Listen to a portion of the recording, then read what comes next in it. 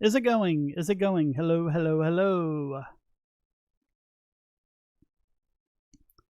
Can anyone hear me?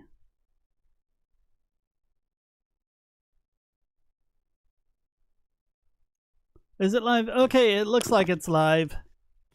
I'm back, sorry. Okay, yes, I think we're live now. I can't do the split second thing anymore now that YouTube screwed up how live streaming works. You gotta kind of. Yeah, but you gotta start it, and then you gotta kind of babysit YouTube. So we got Libertarian American already in the chat, and we got not one but two Darths in the oh god, what's it called? The voice chat. Oh god, see, I'm not with it tonight. And Wes as well. Okay, Wes is back. Chris is back. What about the New Orleans sandwich? The what? The New Orleans sandwich. Which is Wes, because he's a po' boy. Oh. That's what they're called in New Orleans. They're not called sandwiches. They don't have submarine sandwiches. They have po' boys. Yeah, I'm with you now. I'm not 100% together. It's a roller coaster. Some days I'm sharp as a tack. Others I'm just, well, it's kind of a busy day too anyway. Yeah. All right, Cicada, hello. Manny Marco, hello. And JC, how you doing?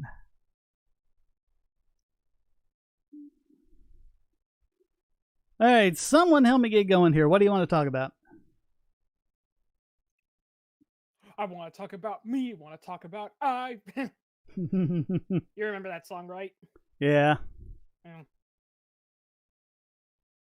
You know, a lot of guys have told me that's a very relatable song because, you know, there's so many comments full of people saying, you know, I love my wife to death, but god damn it, you know, for once can we talk about something other than, you know, your girlfriends or your job or... Yeah. Is Heather like yeah, Dylan, I'm not getting on camera tonight because I look as bad as I sound. Yeah. Not to be personal, but is Heather like that sometimes? Like, you know, she comes home and she just goes on and on about what she went through, and you're just like, you know, Heather, I love you and all that, but can we talk about something else? You know? No, I'm fine. I'm fine with it because she works hard and it's a stressful job, and I mean, yeah, you gotta vent after a day like that. Yeah. So I don't mind. Yeah, which, by the way, that's what a lot of people misinterpret about the song 16 Tons. It's not a song saying, "Oh, work is terrible because we're not unionized," all that. It's just a song about a guy who's ranting after a hard day work. Mm-hmm. Like Tennessee Ernie Ford was something else. I think I used to watch him when my dad ordered the first couple of seasons of Hee Haw. Tennessee. Oh, that was a great show. Yeah, he used to appear on that show quite a bit, and I used to listen to some of his wisecracks. He had some of his own original jokes. Typical Trump supporter. I'm pro-gun, but I support an anti-gun candidate. I want to hear from Trump fans who were saying for 4 years, okay, yeah, by the looks of it, Trump is doing all these terrible things, but he's really playing 4D chess. Just you wait. He's going to turn around and really do this and that and stick it to the deep state. Well, why didn't he? He did. Because it didn't happen, people. All he did was he banked on the corruption that was around him because he didn't get his way. So he exposed the shit that's going on. That's literally the only good thing he did was expose the shit, and he deregulated a few areas. Not enough to my taste. I mean, as long as he was benefiting from it, he was fine with the corruption. Basically, that's the point. That's what really pissed me off about Trumpsters. Bad. That's what really kind of had actually put a fucking new, made me grow another second hemorrhoid hearing Sticks, Hex, and Hammer defend him. Fuck's sakes. Yeah, there is one good thing I kind of sort of liked about Trump is that, you know, unlike other presidents, he actually had a reasonable foreign policy. Well, whereas the past couple presidents we had were basically, oh, we don't like this country, let's bomb it. Yeah, that's literally, and within a couple days, there goes Biden reestablishing that very fucking screeching. Oh yeah, God, I thought he was going to get us. I thought he was going to get us in a war with Canada there for a minute. Really? Although it turns out Trudeau has his tongue completely up Biden's rear end, so that's okay. Yeah. How do you say your name, dude? Cicada? I'm guessing it's cicada, like the insect. Cicada? All right. He asked, "What's your opinion on Hoppianism?" I guess he's asking us. Well, I think I talk about that in a video or two, but I don't really have strong opinions on it. Yeah. Shane doesn't have strong opinions, but you have a Hoppian in the live stream, and I'm actually. So I think Hoppa. I think Hoppa. I think he created some of the components to maintain certain social orders voluntarily without initiating violence or becoming like statistic. It's a way of making communities for people to consolidate together of what they value and stuff.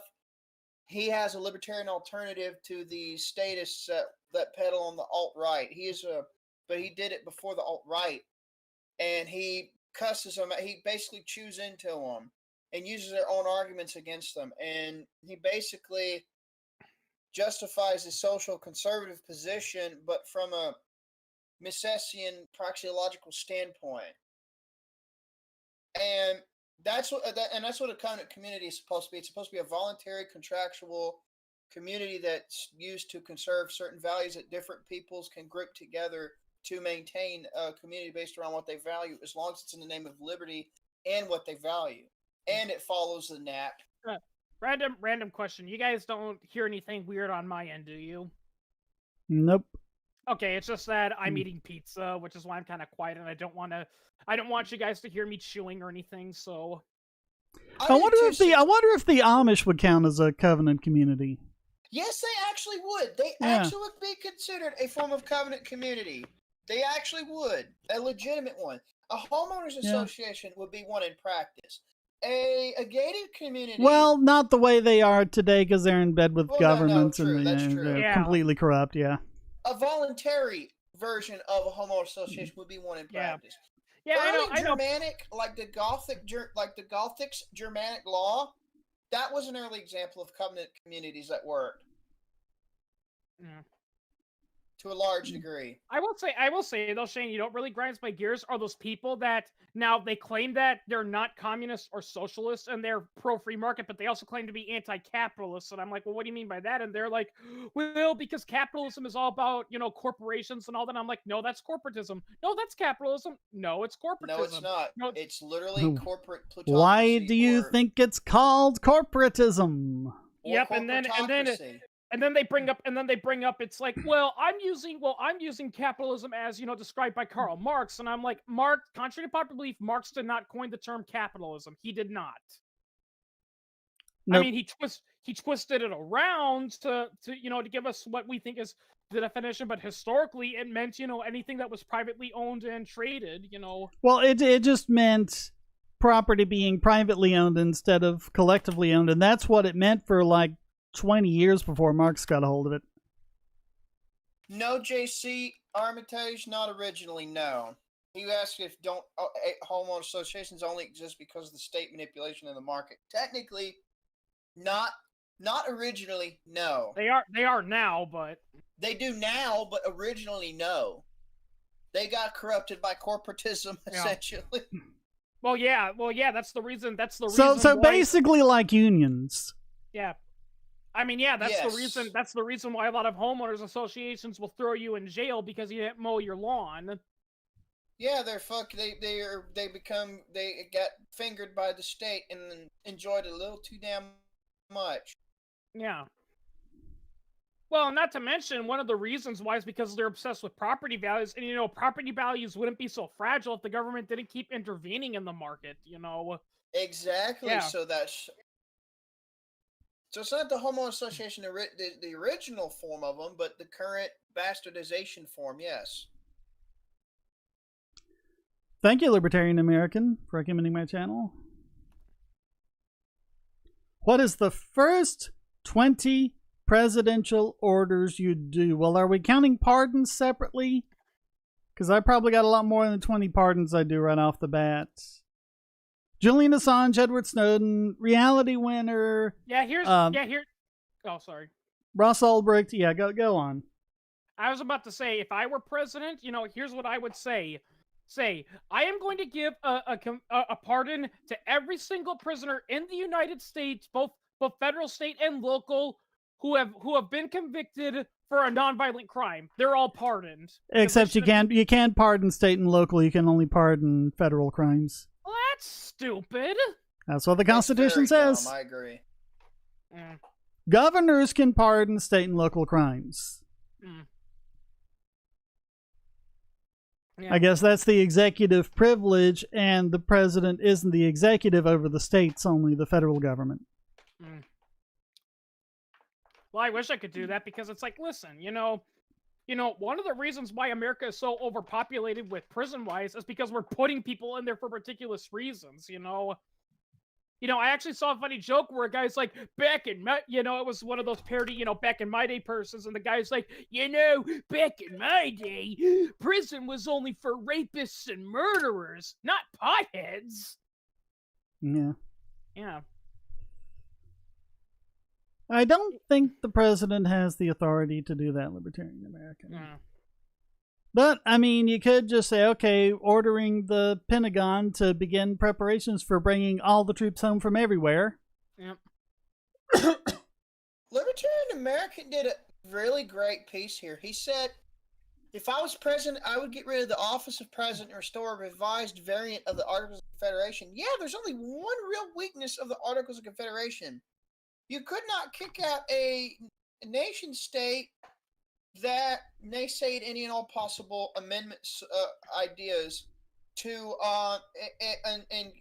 that without providing any of possible solutions, as long as it followed the Federation Articles and the original Constitution, Bill of Rights. Well, and you also couldn't stop the states from inflating the bejesus out of the money supply, which was the big impetus that led to the Constitution.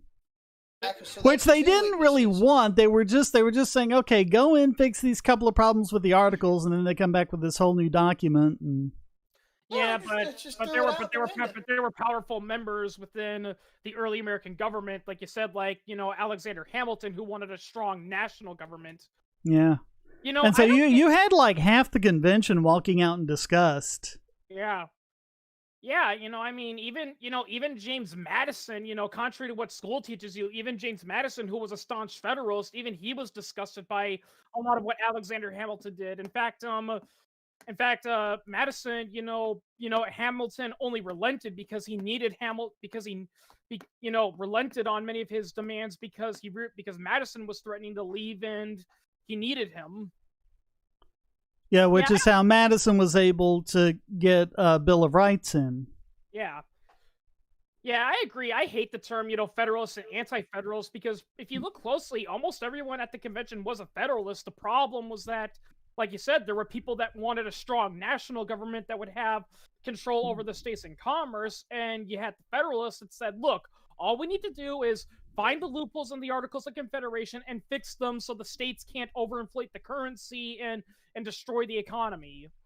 And Dylan, the state gets executive privilege over local governments because the states create the local governments. The states have the powers, but then so that they don't have to try to manage everything statewide, they partition it out and, give counties powers and, charter cities and give them some powers and things like that. But it's the state that is the origination of all those powers. It's one thing I'm still wondering. How are states getting away with passing gun control laws? Because, listen, by the strict interpretation of the Constitution, as you stated, all gun laws are unconstitutional. Yeah.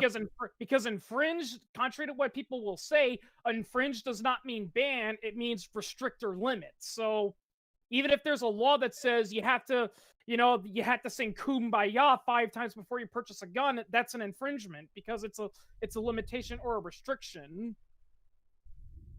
Yeah. I think Americans. Yeah, I agree with your points, dude. If you have a channel, I'd fucking check you out. Check you out, dude. I think,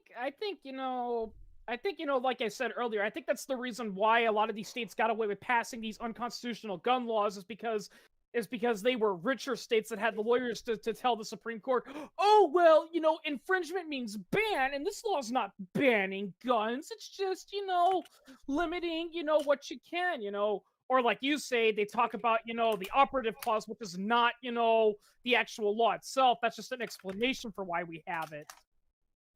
Yeah. Yeah, they're like, well, it says well-regulated militia, and that's what we're doing. We're regulating the militia. And as you pointed out, that's not what well-regulated militia means. And the whole point of that statement isn't to say, here's the right. It's this is why we need the right to not be infringed, because we need that well-regulated militia, and you can't do that with gun control.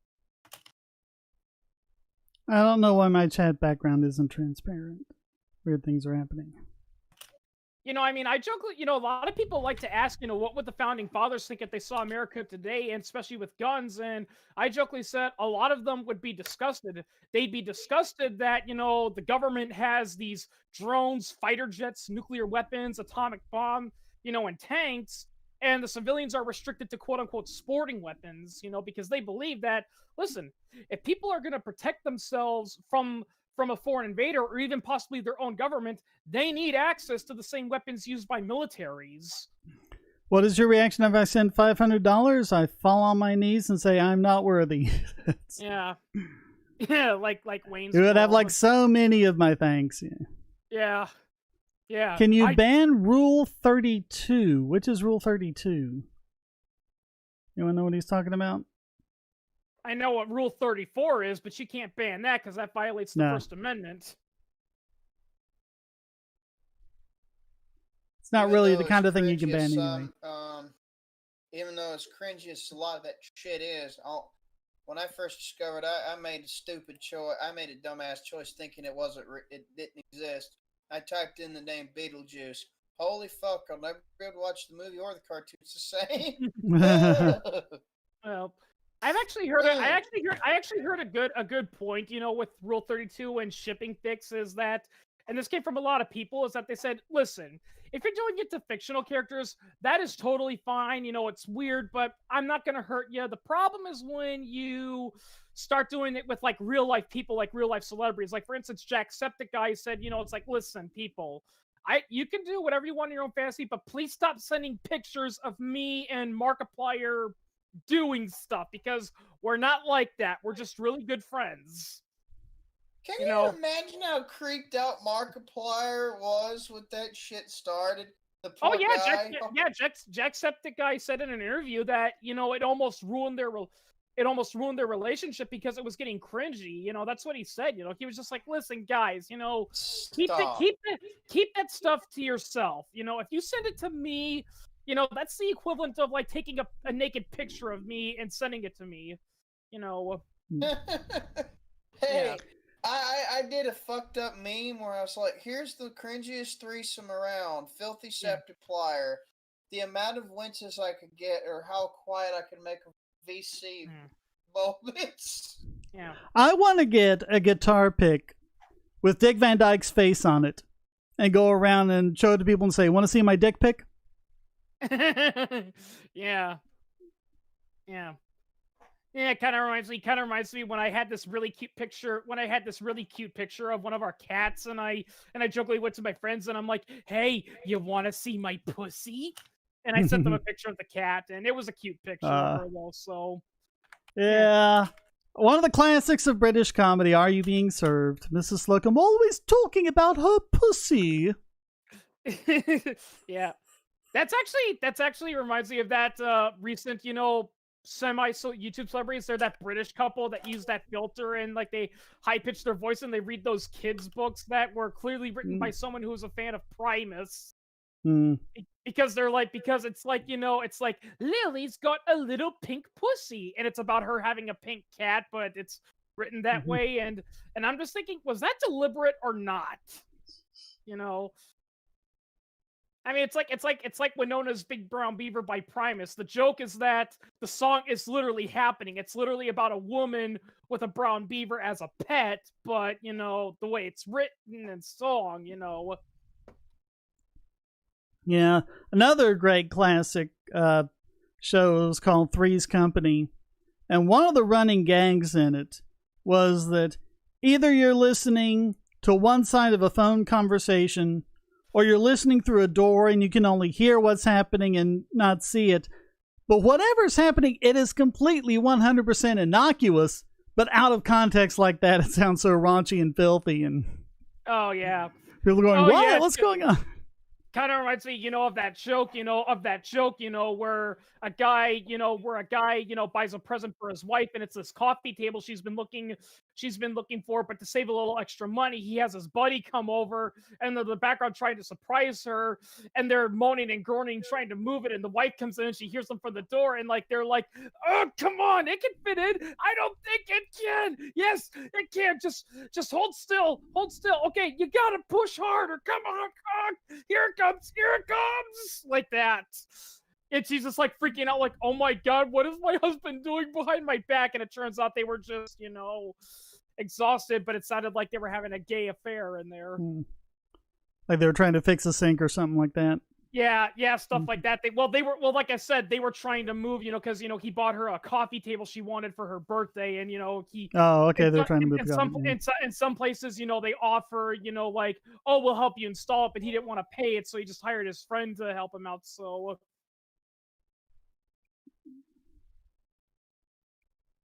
Yeah, it's funny stuff like that. Excuse me. Oh, bless you. Yeah. Oof. My head hurt for a moment. I also saw a funny parody of that kind of joke where the wife comes in and she sees, her husband and his friend are just actually, moving a table, and she's like, "Okay, well, that's a nice table, thank you.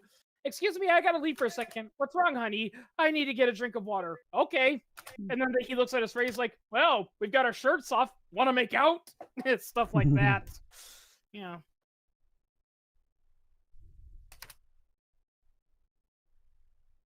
I think there was like a Monty Python sketch. There was something like that. I don't remember exactly, but it was like, I think it was a doctor and his secretary. And, the guy was hearing through and it was completely innocuous, but it sounded like they were having an affair. And so he comes and gets it all straightened out, and then he leaves, and then all of a sudden they start kissing because they really were having an affair. Yeah. Oh, yeah. But yeah, about Three's Company, because I do vaguely remember a couple of episodes because my mom used to watch it, and we watched it for media study class. Isn't that also where the only reason the guy's allowed to stay with the girls is because they convinced their landlord he's gay? Yep. Yeah. So a common joke is that he would come in, is that he would come from a situation that we know what happened, but the landlord doesn't know it, and from the landlord's point of view, it looks like he was having, he was doing gay stuff while he was gone. Yeah, because originally the landlord was Norman Fell, and it was, I forget who played his wife. And then, I'm not sure what happened, they left the series, but then they had Don Knotts come in. Yeah. And of course, he's great. Yeah. Too bad they didn't have George Takei in it. Yeah. Oh my. Yeah. Mm-hmm. Yeah. Derpy, why are you posting messages in the chat and then retracting them? That's impolite. You're trying to slip things by me in the chat. I think what's going on is that Derpy's just saying something, but unfortunately YouTube, has some weird stuff, No, I misspelled oof. I pressed G instead of F, so I deleted it and reposted it. Oh, likely story. And yes, Libertarian American, we do know about Vicky 1999. I wish we didn't. Oh god, yeah. Oy vey. Here's what we say. He ain't worth our time, and yes, the whole reason why I responded to her was so people would shut up about her. And I responded to her, and people still won't shut up. I'm still gonna call Vicky a he, because I'm sorry if that's a woman that I've heard him speak in real life. If that's a woman, then I'm a heffalump. Vicky has like made no attempt whatsoever to present as a woman. So. Yeah. That's what I did on his profile. I jokingly said, if you're a woman, then I'm a heffalump, and all his friends came to his defense, and I'm like, well, yeah, what if I do sexually identify as a heffalump? Though sometimes I sexually identify as a woozle. It's very confusal. Well, we had a couple of trans people in the Discord who were just going off about people like Vicky. Oh yeah. Fun fact, and this is something Lord Hawkeye told me, contrary to what popular media tells you, the overwhelming majority of trans people, they don't actually transition, and they're perfectly comfortable with what they're in. It's just something in the back of their mind that they deal with, transitioning kind of like an itch they can't scratch, Yeah, a lot of them have actually said, listen, transitioning should only be reserved as an absolute weapon of last resort where nothing works, no amount of therapy works, the drugs won't work, and you just can't live a normal life any other way. Transitioning should not be the first go-to because, and they've said this, they've known trans people that, the moment they discovered they were trans, they started going on the hormone therapy and all that, and then years later they're like, why the hell did I go through that? Because I irreversibly changed my body and I don't like it, Yeah. Well, that's the thing, because a lot of it reverse it. They had a very high probability of joining the suicide statistic. Yeah. And on a more positive note, I got an interesting product still. I tried it today. They have this company. It's been around since the early 90s. I think 92, year I was born. I think her name is Miss Carolyn McDougall, I think. Anyway, it's called The name's familiar. It's called what? Essentially, it's an herbal alternative to coffee for those who are caffeine or coffee sensitive for some reason. Like caffeine sensitive, they can't drink anything decaffeinated or something else about the coffee they can't tolerate. Well, they have an alternative. I got one recently, and it's dark chocolate flavored. What if we just think coffee tastes horrible? Yeah, that works to them too. And I think my favorite flavors by this company are dandelion vanilla nut, dandelion caramel nut, and dandelion mocha mint. I actually used their formula to along with candy cane lane tea, make candy cane flavored mocha drinks, and I get a few ounces of my French press coffee that I make real strong, half calf in the brew, and Candy Lane Cane. What is this? A beverage? Candy Cane Lane. Yeah, Candy Cane Lane. Or a version of Candyland. Candy Cane Lane is a decaf green tea that I brew with the Candyland. Yeah, that's one of those games. Sounds like a hippie drug thing. Yeah. But essentially, I can make candy cane mocha drinks with that, and it's absolutely fucking fantastic. Yeah, candy. But that song, The Candyman from Willy Wonka and the Chocolate Factory. The hippies completely absconded with that to make it a drug song. Yeah. Yeah. Yeah, another good example is the song Pass the Dutchie, which is about a lot of people say, oh, that's about drugs, but the original people said that, well, yes, it was a cover of the song Pass the Hoochie, which is a drug reference. A Dutchie is not a drug, it's a small clay Dutch oven pot, and it was commonly used by poor Jamaicans, to cook food. Yeah. And that's what the whole song's about. It's about what? And Puff the Magic Dragon, nothing to do with drugs. Yeah.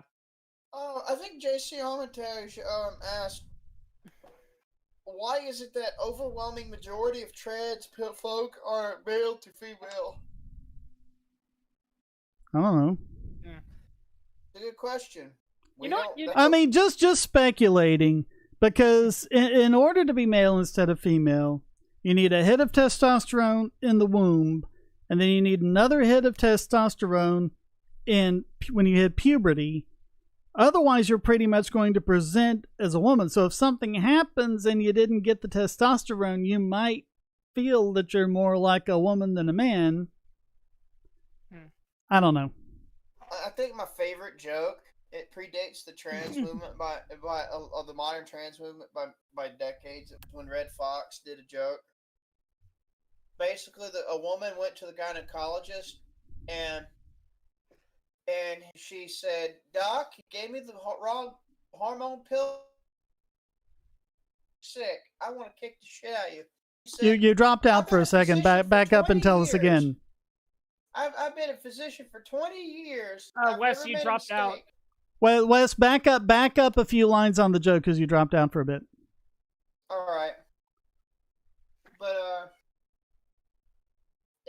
what was the problem? So he asked what the problem was. She said, "I got hair growing down my chest." He said, "To where?" She said, "Down to my dick." Yeah. Why can't we make a Trader Van Camp very cool, like cool communist songs or cool fascist uniform? Well, we got Eric July. Yeah. I mean, hip hop's not really my thing, but I've listened to a bit of Backwards. I mean, it's good stuff. It's not my thing, but I can. What about Frank Zappa? He had a few pretty good libertarian political songs. I mean, that wasn't his thing, yeah. But, you know. Yeah, but I mean, Backwards is like unabashedly ANCAP. You know, that's the thing I love about Frank Zappa is because he is living proof that contrary to what a lot of crazy people say, you do not need to be a drug-addicted, depressed a-hole to be a good musician. Because Frank Zappa was... You also apparently don't need to do drugs to name your kids Moon Unit and Dweezil. Well, I mean, look at Penn Jillette. You know, he doesn't do drugs, and he named his daughter Moxie Crime Fighter. Well, Crime Fighter was his wife's idea. But Moxie's a great name. I love the name Moxie. I wish I'd thought of it. Yeah. Yeah, it's better than some of the other names, you know. I heard some people say they want to name their daughters like Crystal or Scarlet, and there was one funny joke by a comedian that said, "Crystal or Scarlet, that's not the name of a beautiful baby girl, that's the name of a hooker." Yeah. Yeah, Crystal's the name of a hooker or a cheap brand of wine. Yeah. So Gavin Newsom apparently ended his stay-at-home order, according to SKM, right when his petition for recall got 1.2 million of the 1.5 million required signatures. Yeah. Amazing how that'll shape you up. Yeah. Yeah, wouldn't you like to imagine that he's going to say, "Oh, well, I always wanted to end the order sooner. I just wasn't sure when." You know, it's like, yeah, we get it.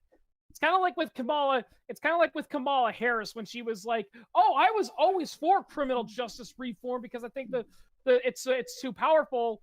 And when did she say that? When her opponent was running on that platform.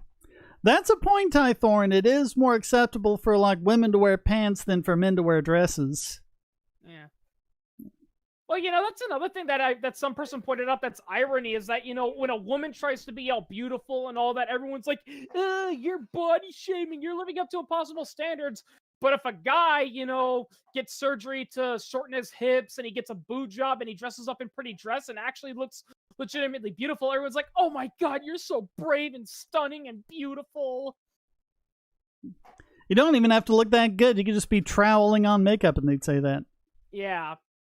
Yeah, but like I said, if an actual real life woman dares put on a little bit of makeup, they're like, you're selling yourself out to the patriarchal, you know, cosmetic company.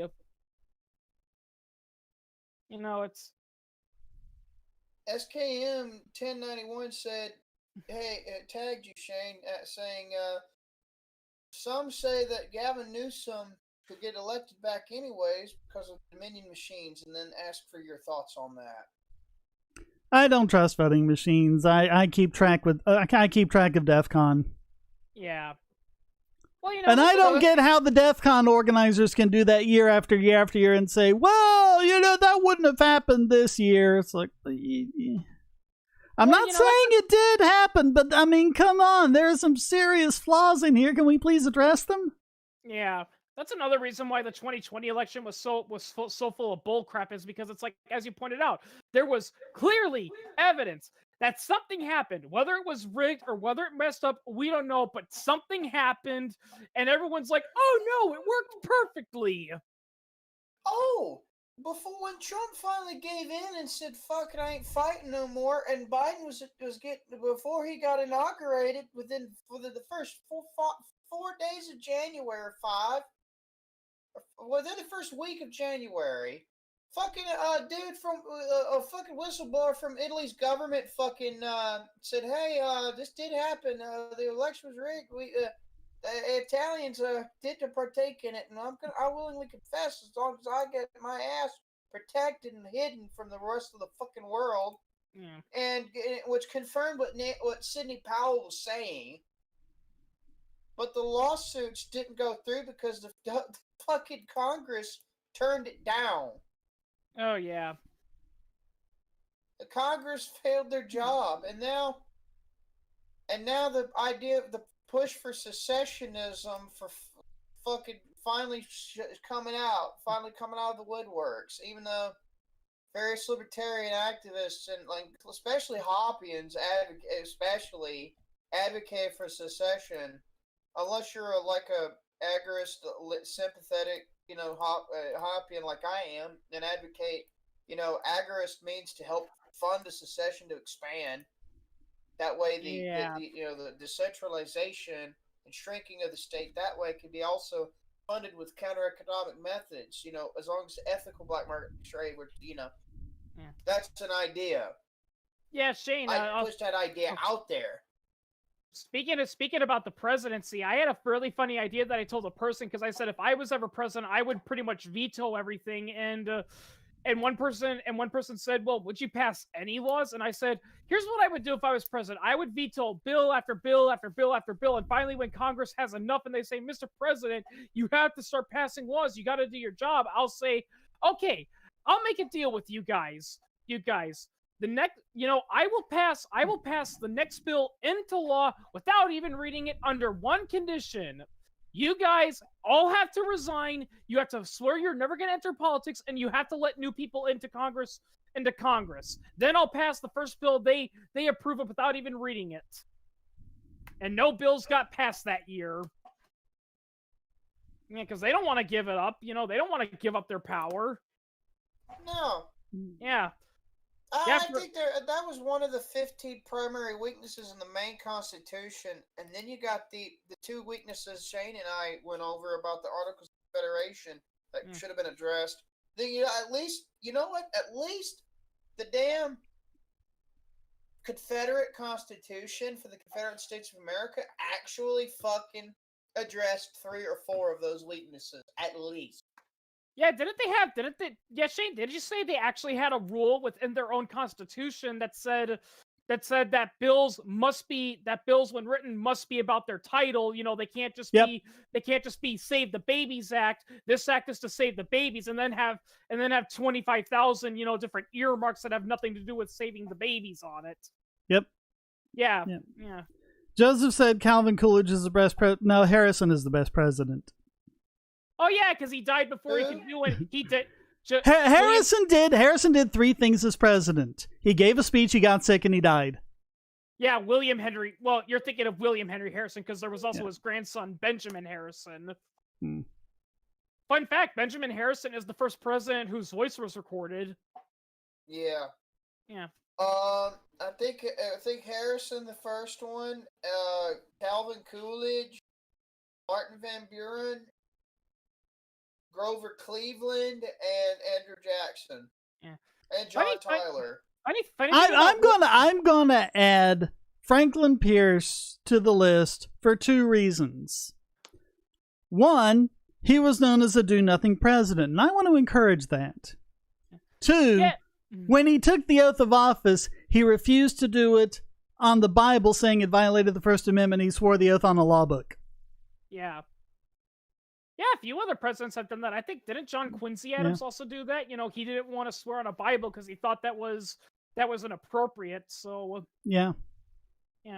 There's nothing in the Constitution about swearing on a Bible, and so help me God is not a part of the oath. Yeah. Yeah. Yep.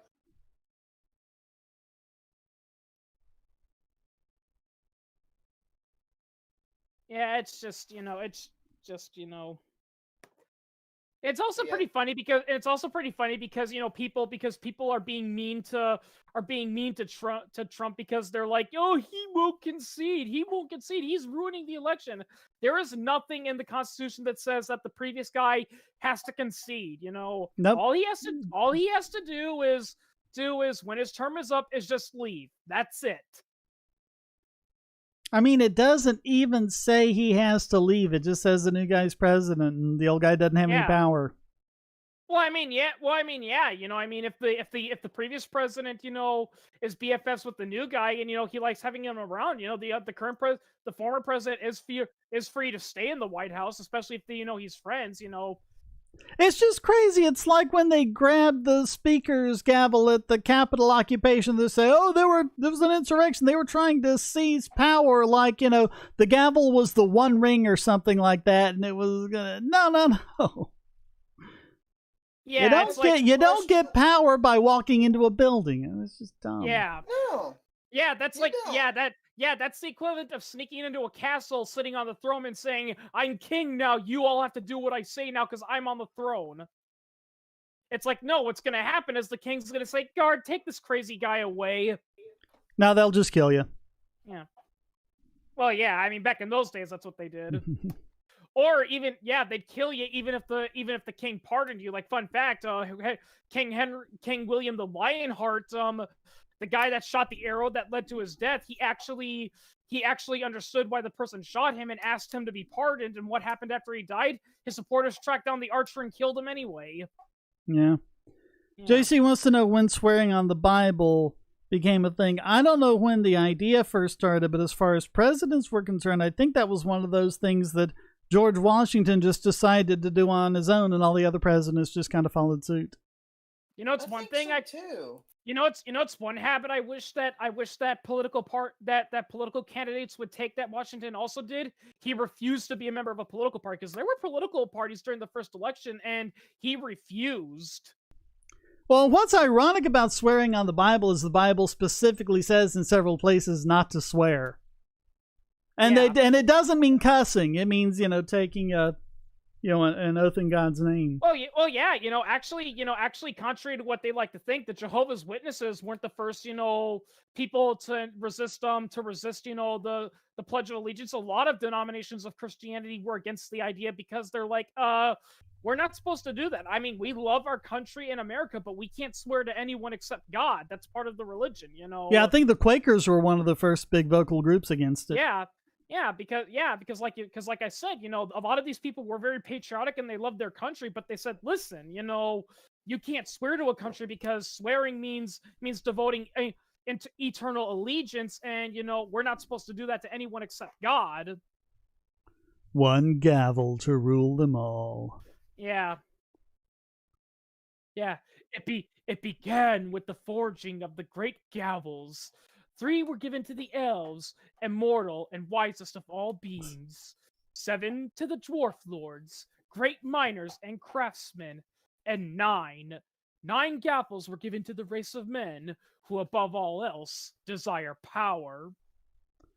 Well, and the idea was that by dividing it among 9 of them, no one of them could wield a lot of power or conspire with like any 2 of them. It had to have been all 9 of them agreeing. Yeah, if I recall correctly, a lot of people ask, like, what exactly does the One Ring of Power do? Basically, it gives you control over the other rings. The other rings of power, yeah. Yeah, it lets you control and manipulate them. So basically, what Sauron was doing was basically, once he activated his One Ring of Power, he would basically take over the minds of the other lords and force them to do his will. But the problem was that the 3 that were given to the elves were not actually corrupted by Sauron, and thus they were able to take them off before corrupted them. And the dwarf lords, I mean, I haven't read the books, but from what I heard, they outstubborned the rings. I don't remember what happened to the dwarfs. The men became the ring wraiths. Yeah. well, the men became the ring wraiths, and the dwarfs, they destroyed each other because the rings made them selfish and destructive, but it didn't actually corrupt them, and they became loyal to Sauron. They just went crazy with greed and killed each other, if I recall correctly. I'll have to ask Kitsune. He knows more about it than I do. Hey, I got one. It's a couple of really good questions for you. First one was by Tythern13. Hey, Shane. Do you know anything about the free territory in Ukraine during the Russian Civil War? What was that about? And the other question by SKM1091 was really excellent, I thought. I have a question about the military. Are there any good surveys on political demographics within the armed forces? Yeah, I'm not familiar with the Ukraine free territory. Someone else can take that if they know. But as far as the demographics, I don't have any data on that, but I know that Ron Paul got far more donations from active duty servicemen and women than all of the other candidates combined. So that should tell you something. We can see this kind of right now with what they did with Washington D.C. They tried to bring in the National Guard to protect the Capitol, but the problem was that all the National Guardsmen that were being called up, kept failing the loyalty test because they kept saying, listen, these are people, we're not going to oppress them because he told us to. They have to be legitimately doing something, that threatens the stability of the United States, and just walking around protesting and occupying a building doesn't do that. So they had to make these loyalty tests, and most of the National Guardsmen were failing. So now they had to get other branches of the military or federal law enforcement to follow because they were the only ones loyal enough to do it. And that wasn't enough. They actually had to cherry pick out the ones that would be to his cause, and boot out the others who were constitutionalists at the bare fucking minimum. Yeah. And now they're talking severe. I meant to say. Yeah, and now they're talking about doing these purges of the National Guard and the military and even police, so that everyone who's there agrees with the sainted Lord Biden. How you doing, Pip? Hello. That's not going to go well. And as for the Ukrainian Free Territory, I mean, don't quote me on this because it's been a while, and this was just something I browsed while reading Russian history. I read somewhere that the Free Territory in Ukraine, it started out as a socialist commune, and it was meant to be set up, with socialist intentions, but it was also anarchist. And what ultimately happened was that they were slowly and carefully transitioning to an anarcho-capitalist society, because that's ultimately what it led to, because the revolutionaries were like, well, we can't interfere, because if we do that, we'll be a state, and we're anarchists first. So, and basically what happened is Lenin had to say, okay, this is going everything against we do, we need to shut it down, because they were afraid it would inspire counter-revolutionaries.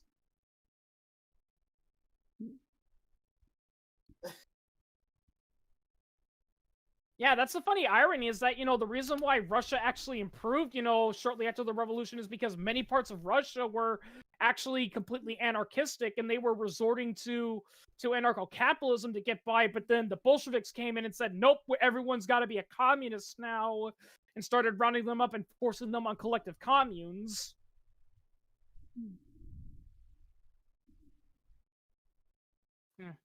And also, going back to what that one guy asked about the military, I think one of the problems too is that, like, from what I've heard, they are very strict about politics within the military. Like if you question, because here's the thing that people fail to realize about the military: they train you to basically, be a robot. They train you to respond to orders, not think about them.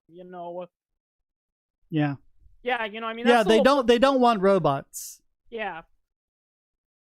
I mean, here's a funny one. Here's a funny one, guys. Speaking of robots, I actually have a graph about the subsidizing of automatons. A second. Actually, it's funny about robots. JC. Biden wants his government of loyalists, so that's what it is. Yeah, it's like, hey, Harris. It's like, I actually thought of this funny joke where Harris is like, hey, Biden, I know what'll protect you from insurrectionists. Let's form a paramilitary unit of complete people who are loyal only to us, and we will call them the security staff. And for those of you that don't know, security staff in German is Schutzstaffel. This little graph I showed here is basically the bot subsidy, where payroll and related taxes have held steady over the past 40 years, but the effective tax rate on automation has failed. Translation: economists argue that we are now subsidizing the replacement of humans with robots and automatons. Where'd you post it? Even when the robots are not as productive. Where did you post it? I posted it in fave quotes. Oh, okay. Speaking of which, there's a graph where it's like the labor's still up, like the demand for labor stays spiked up real high, and the costs go up and down, but they stay pretty high above everything else. But the damn software and equipment costs go down more and more, and this is going to shoot up the more they put minimum wage in. That's by design. The technocratic managerial elites are wanting that by design. I have a graph on one of my videos that compares, the tax rate with the revenues, and what it shows is that the revenues go up and down with the tax rate as long as it's below like 10%. After that, you start getting diminishing returns, and long term, you're not really going to get it above like 17%. Sometimes you can get it above 20, but then it'll crash down to 15. But that just kind of 17% of GDP. That is, that's about where you can get revenues, and you really can't get them any higher than that, no matter how much you bump up the tax rate. Oh, Shane, didn't the mainstreamers call that the Ron curve? Laffer curve. Oh, the Laffer curve. The Laffer curve, named after Art Laffer.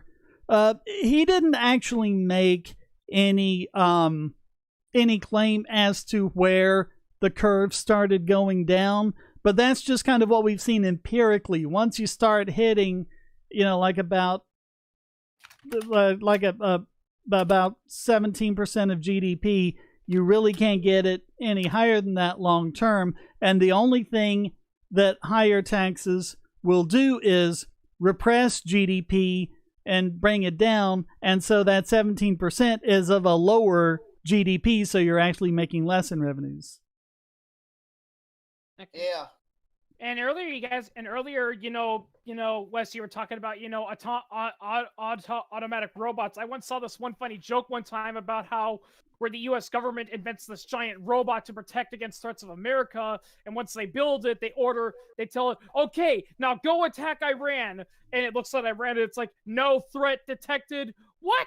I told you to attack Iran. No threat to America detected. And then the robot sees a video of the president, passing a bill, a controversial bill into law, and it goes, threat detected, target White House. That's great. Yeah, because it's designed exactly where that went. Hey, actually, is it okay if I promote a book as well? There was a movie like that starring Shia LaBeouf. It was called Eagle Eye, and it was about an AI that was designed to protect America, but after the United States bombed an innocent village and led to a resurgence of terrorist groups forming because they were angry about the village being destroyed, the AI concludes, wait a minute, the terrorists aren't the threat to America. It's the president who's the threat to America. Yep. Yeah. I wrote a short story. I need to see if I can really get this book published or get it out there somewhere. I've got a book of my short stories I've been collecting. I wrote one called The Redundant, and it's along those lines. The government is having this scientist utilize quantum mechanics and all sorts of technobabble to get rid of all of the people who just leech off of society and who don't contribute anything back to it. And they're the redundant. And of course, the government's thinking, that it's going to be all their political enemies. And guess what happens when he turns it on?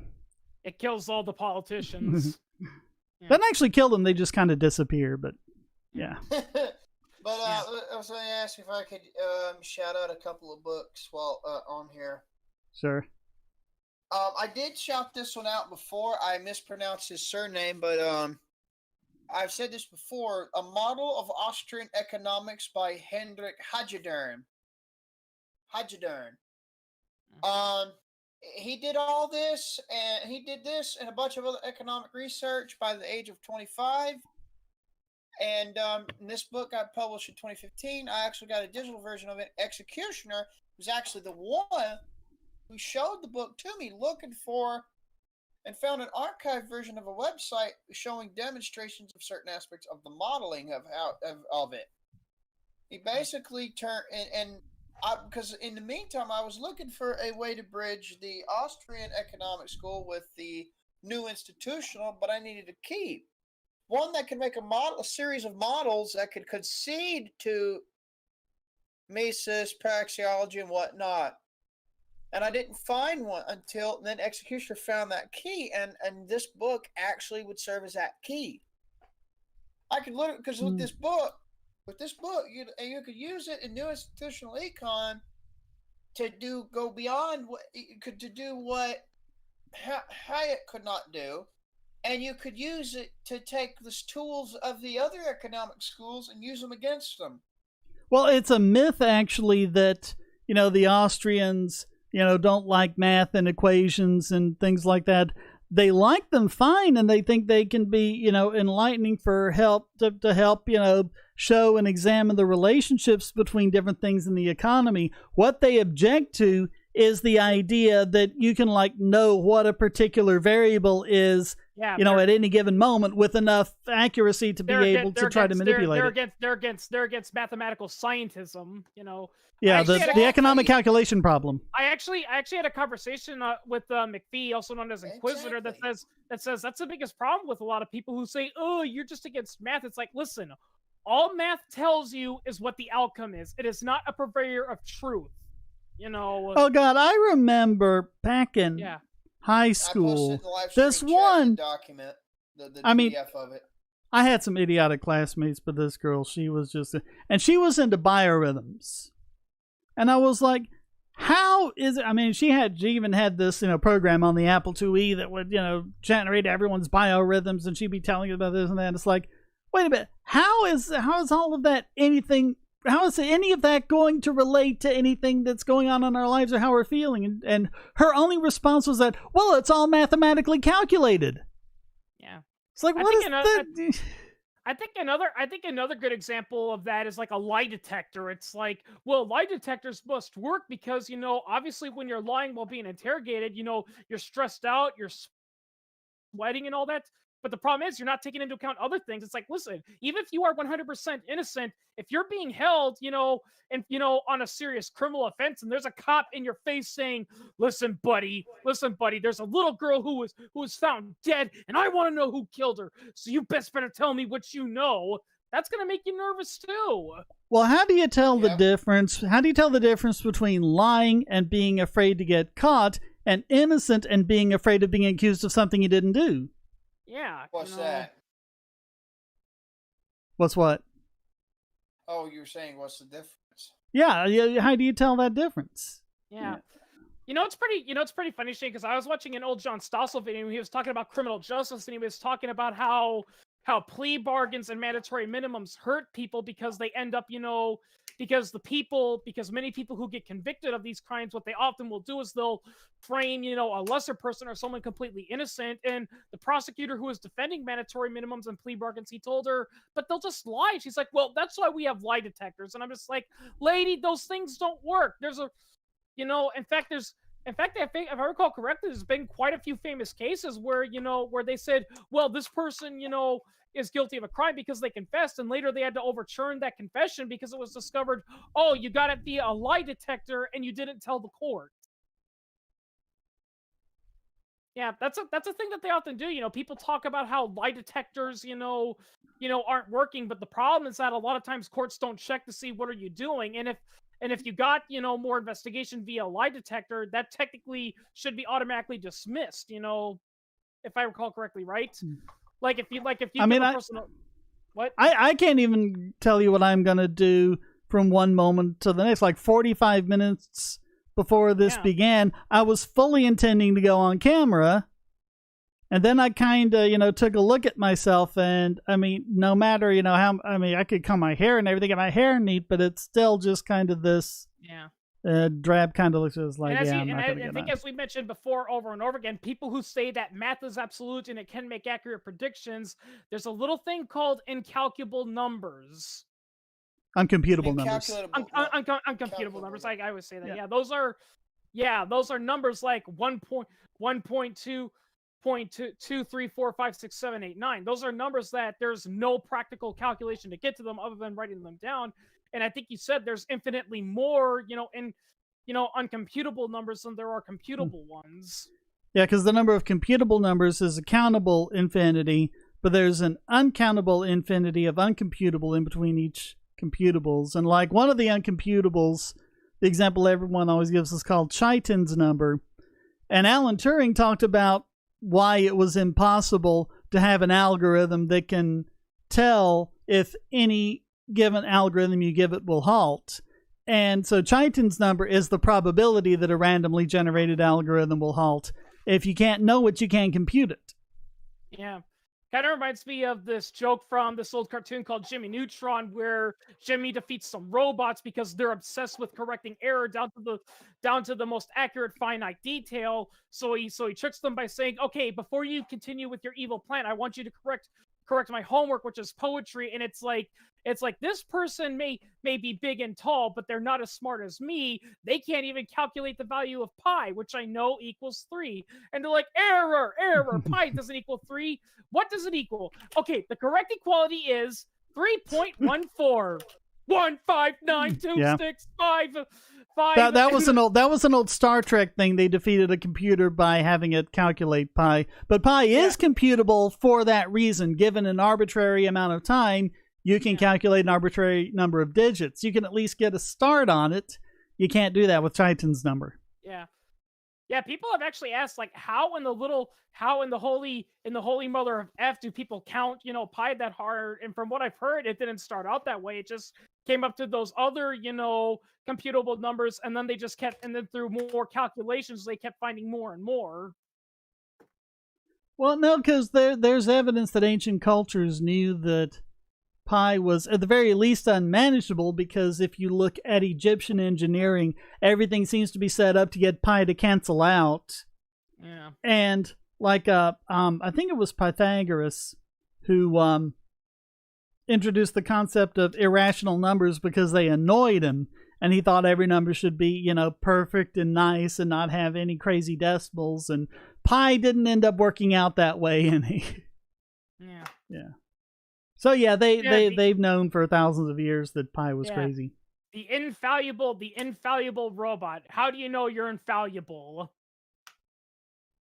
I've seen a joke like that where they destroyed the infallible robot because they just kept asking it over and over again, how can you be infallible? And it can't come up with a logical answer for why it's always right, and it ends up realizing, oh god, I'm not infallible.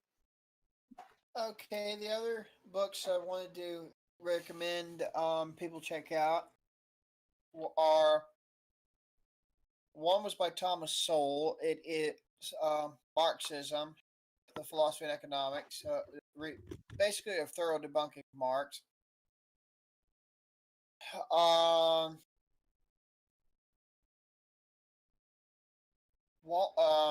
The next book, it would be George Frederickson's Abraham Lincoln's Big Enough to Be Inconsistent. And the last one is Ralph Borsodi Jr., the inventor of Borsodi's Law. It is his book, Ugly Civilization, which is an advocacy for trying to increase your self-sufficiency and a degree of self-sufficiency and expand your capabilities, expand your horizons to help decentralize this over-centralization cancer that's been going on. And he was one of the first green libertarians, like a genuine one. He wasn't a watermelon, as Thaumatarge and I would call them. Watermelons, green on the outside, commie blood red on the inside. Who was a green libertarian? Ralph Borsodi Jr. He was the inventor of the. He discovered through observation that what we know now as an economic problem known as Borsodi's law. Oh, okay. Because I'm thinking. I hope you're not thinking about Ted Kaczynski because. No, hell no. Yeah, you'd be surprised how many people. Yeah, he did have the last laugh about technology and its misuse, its deliberate misuse through the state. But that does not take away the fact the negative health implications of the misuse of technology. That's true too. But that does not justify against his being a murderous psychopath at Snap. He tried to force his will on other people by sending bombs via the mail, and because it just baffles me because there's actual legitimate petitions by a lot of people saying, "Hey Trump, before you leave office, pardon Ted Kaczynski." Yeah, pardon him. It's like, no, that guy killed, used force to kill innocent people. It's like, yeah, he would not be on my list. Yeah. No. Yeah. He would be on the I hope you're burning in hell list, in my opinion. Well, he's still alive. JC, you can divide by 0. You just have to be very careful about how you do it. And you're not going to do it unless you understand calculus. That's the kind of thing that calculus opens up for you. Yeah. Yeah, and so, but yeah, his name. And also, if you're like me and you subscribe to the projectively extended real number line, where positive infinity and negative infinity are the same things, and that makes things like 1 over x is a continuous function under that. And it just makes so many things make more sense. Because then it's the number line, it still goes out to infinity, but the infinities kind of meet in the back, as it were, like if you imagine it around a circle that's infinitely large. And then if you extend that to the complex plane, it will be a complex sphere, because then the complex number line goes up and down and meets at the back. So even the imaginary infinity, positive and negative, is the same as the real positive and negative infinity. There's also this other joke I once saw one time where a killer robot, is trying to kill people, and it knows everything. And the person asks, listen, before you kill me, can you answer me just one question? Answer me one question. The killer bot's like, okay, fine, I'll answer it. What is it? And the guy goes, what's 1 divided by 0? And the robot just looks for a minute, and then its head explodes. No, I mean, any computer would come back with a division by 0 error. Well, I mean, that was kind of the joke. That was kind of the joke. That's an elementary thing. Yeah, if you try to divide by 0 using a calculating machine, it gets an error. It gives you an error sign. Yeah. I mean, if you don't trap the error, it will give you a result, but it might be a crazy result. Yeah. Yeah, it's kind of funny, the whole Star Trek thing about how you give an android a problem that's too hard and they smoke and shut down. That I think that might be an error in the hardware. Schism wants to know what's your opinion on the Waco siege. I think we've talked about that before. Yeah, and Netflix has a really good documentary about that, and it tracks with everything I remember about when it happened. And the documentary is actually based on 2 books. One that was written by one of the Davidians who survived it, and the other was written by one of the FBI guys involved. So you get it from both points of view, and you get a complete picture about it. But yeah, there's no way the FBI was in the right on that. Yeah, it's like, and that's another thing too I hate is when some people are like, oh, so you supported David Koresh? It's like, no, there's no denying David Koresh was a nut job, but how is acting aggressively and burning down the place considered, helping people, Yeah, he was pretty much a harmless nut job.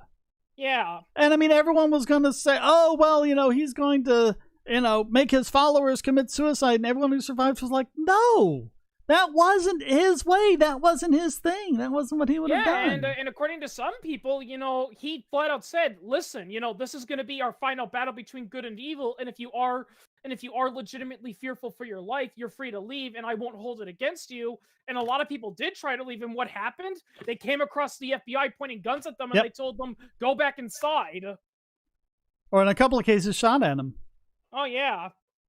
Yeah, kind of like that South Park episode. Yeah. Kind of like that. I think the only ones Koresh stopped from leaving, I think it was like one of his wives tried to leave with like one or two of their kids, and he was kind of an asshole. I mean, not defending the guy personally. Yeah, like there's no denying he was crazy, but like you said, David Koresh was like those homeless guys you see on the street that are like saying God's damning you all to hell. It's like he's crazy, yeah, but just leave him be. He's not worth it, But and here's another. Yeah, I mean, if they had just left them alone, there's no indication that Yeah, people would have eventually left on their own accord, and he would have just been, another crazy religious nut job in the long history of crazy religious nut jobs. But no, and here's another thing too, that a lot of people who say, oh well, David Koresh brought it on himself because he was crazy. The FBI guy in charge of the operation has stated multiple times in interviews that he regrets what he did, and he wishes, and he said if he'd given a second chance, he would have done a lot of stuff differently. Particularly one particular thing that he agrees he never should have done and he should have protested was this idea that the best way to force him to come out was to blast, loud noises 24/7 so they couldn't get any sleep. That was crazy. That was crazy.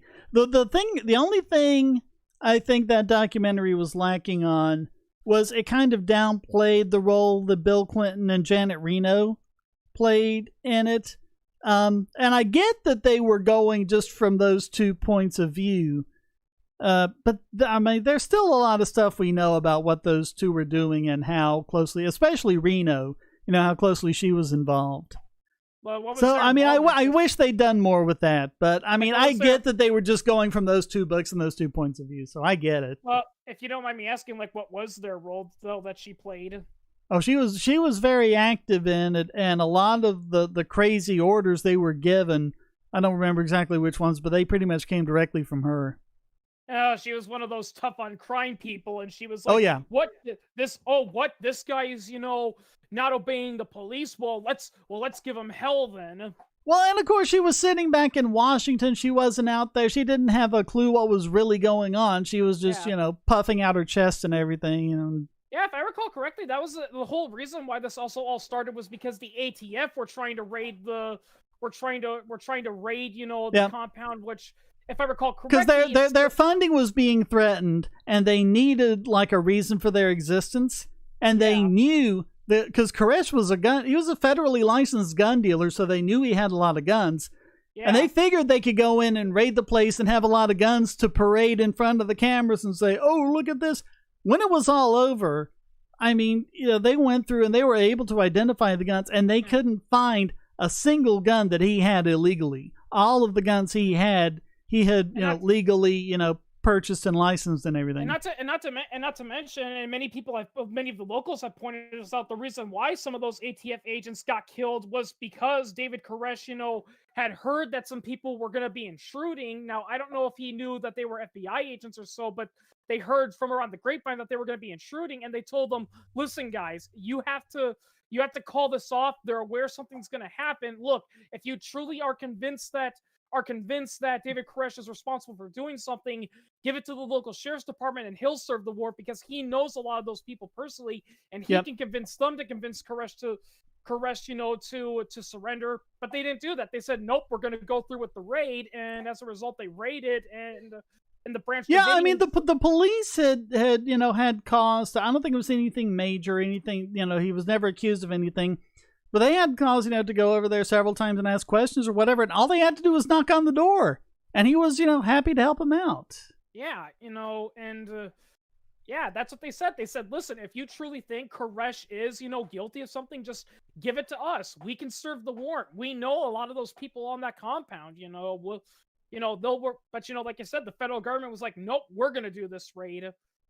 Though to be fair, the Waco siege is nowhere near as bad as the Ruby Ridge siege because, with Waco, yes, you could theoretically argue that the FBI had a reason to be there, but with Ruby Ridge, absolutely not.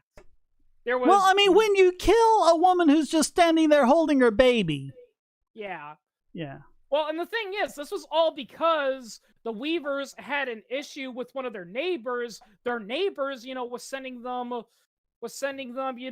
threatening letters to the president and all that. The Weavers themselves explained, "We're very sorry. It's our neighbor. We won a legal dispute against him, and he's not taking it well." And well, of course, they still investigated him, and in the process, the ATF, which, like you said, they were worried about their funding, discovered, hey, Weaver knows a guy who's friends with the guy who associates with members of the Aryan Brotherhood, and we've been trying to go after them for gun smuggling. So they entrapped him, by tricking him into committing a crime. And then they basically said, okay, here's the deal: you either become an informant, or we take you to court and press charges. Weaver said, I'm not going to do that. I did nothing wrong. You tricked me. So he was going to go to court to challenge it, and the clerk sent him the wrong court date. Yeah, the clerk sent him the wrong court date, so he didn't show up. So that made him a fugitive. So then the marshals showed up, but they showed up completely unannounced. They didn't announce Weaver, we're coming to you. They made no contact. They just showed up on his property, killed one of his dogs, and in the process, a gunfight exchange between his son, a friend, and the marshals, and they killed his son. And now Weaver realized, oh my God, they're out to get me. Yeah, and just like with Waco, after everything was all settled and done, they did a thorough investigation, and they realized we can't get him for anything.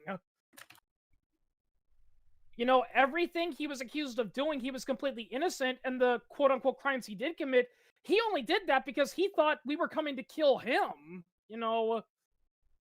Yeah. We thought, the only thing they could get him for was charging him for missing his court date, which even then was a lot of people were critical of, because it's like, listen, the only reason he missed his court date is because some intern sent him the wrong date.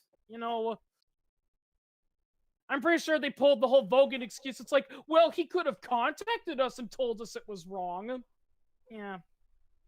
I think that's what that line was supposed to be parodying about, how a lot of, are like that. You complain and you tell them, well, how come I didn't know about it? It's like, well, it was, it was on the draft board. You could have said something. Well, how was I supposed to know it was on a draft board? Well, you never asked us. It's like, here is, I've been looking for this quote. This is one of the ones that closes out the. There was this radio guy, Ron Engelman, that was covering the thing, and this is one of the quotes that closes out the miniseries, and I think it tracks closely with what he really said. But here's what he said: the FBI and the Branch Davidians each claim the other started the fire, and we may never know the truth. So instead, let's talk about what we do know. Fact. Fresno, California, 1973. A standoff with law enforcement ends when tear gas turns to fire, killing those inside. Fact. Los Angeles, 74. Standoff between the SLA and law enforcement ends when tear gas turns to fire, killing those inside. Fact. 81. West Fork, Arkansas. A standoff, tear gas, fire, death. 1983, Smithfield, Arkansas. 1985, Philadelphia. 1987, Escondido, California. All of them. Standoff, tear gas, fire, death. The FBI knows this happened, and yet they made no plan to put out a fire if one started. We are, all of us, Americans. When did we start seeing each other as the enemy? Yeah. Well, and going back to Ruby Ridge, another reason why Ruby Ridge is also unexcusable is because here's the thing: when the FBI and U.S. Marshals, started, besieging the Weaver property, one of the FBI agents who was in charge of some of the task force, guess what he discovered?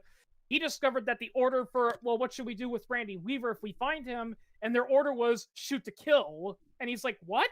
I haven't seen orders like that before. It's like, nope, if you see him, shoot to kill. And the result was that's why his son and wife got killed. Yeah, they covered part of that in the miniseries at the start. Because that's a lot of what led up to it. Well, yeah, and of course, as we all know, Ruby Ridge and Waco ultimately led to the Oklahoma City bombing, because here's the thing, because someone earlier asked about Timothy McVeigh. I do not condone what Timothy McVeigh did, but I think, just like with 9/11, he's an important reason of why we need to be looking at our government, because McVeigh is what is the outcome of what happens when government overstretches its authority and it hurts innocent people. People get mad, they develop a desire for revenge and retribution, and then they carry out crazy acts like that. McVeigh, after seeing the Ruby Ridge and the Waco siege, he legitimately believed the U.S. government was plotting a conspiracy to take away people's guns and then start killing them. So he felt the best reaction to stop this was to blow up a government building. And I am not in any way forgiving or excusing what McVeigh did. It was one of the greatest acts of evil committed by an individual, I think, in history.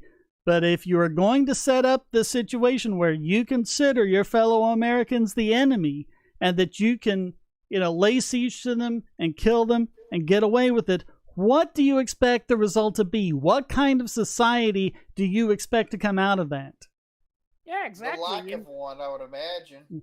Yeah, exactly. Again, it's just like with 9/11. 9/11 was a terrible case of evil being conducted. Innocent people who didn't deserve it died.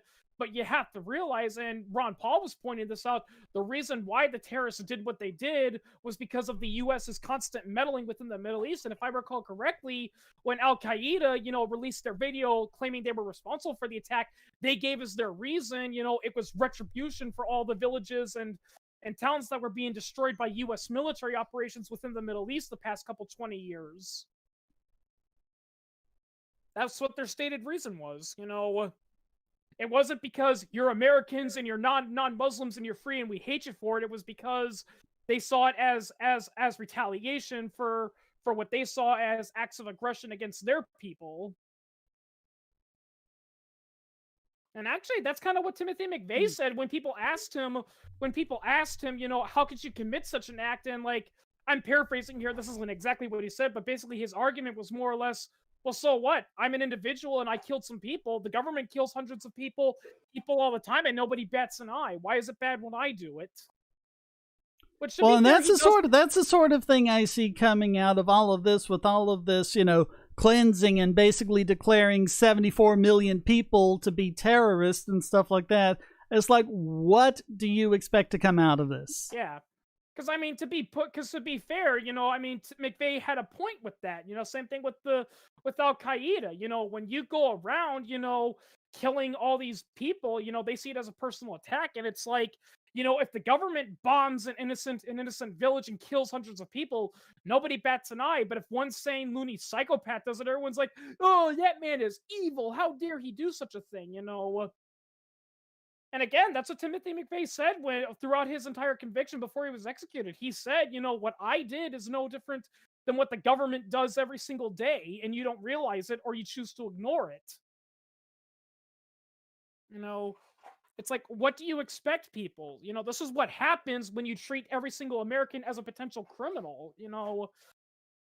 And that's really what's the problem that's been happening, especially with the war on drugs, is that we're treating everyone like potential criminals,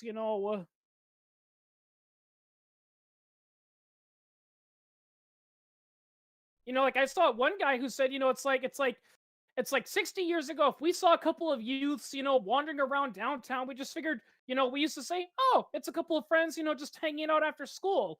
Today, if we see youths on the street, almost everyone, including non-police officers, go, hey, what are those kids up to? What are they doing outside?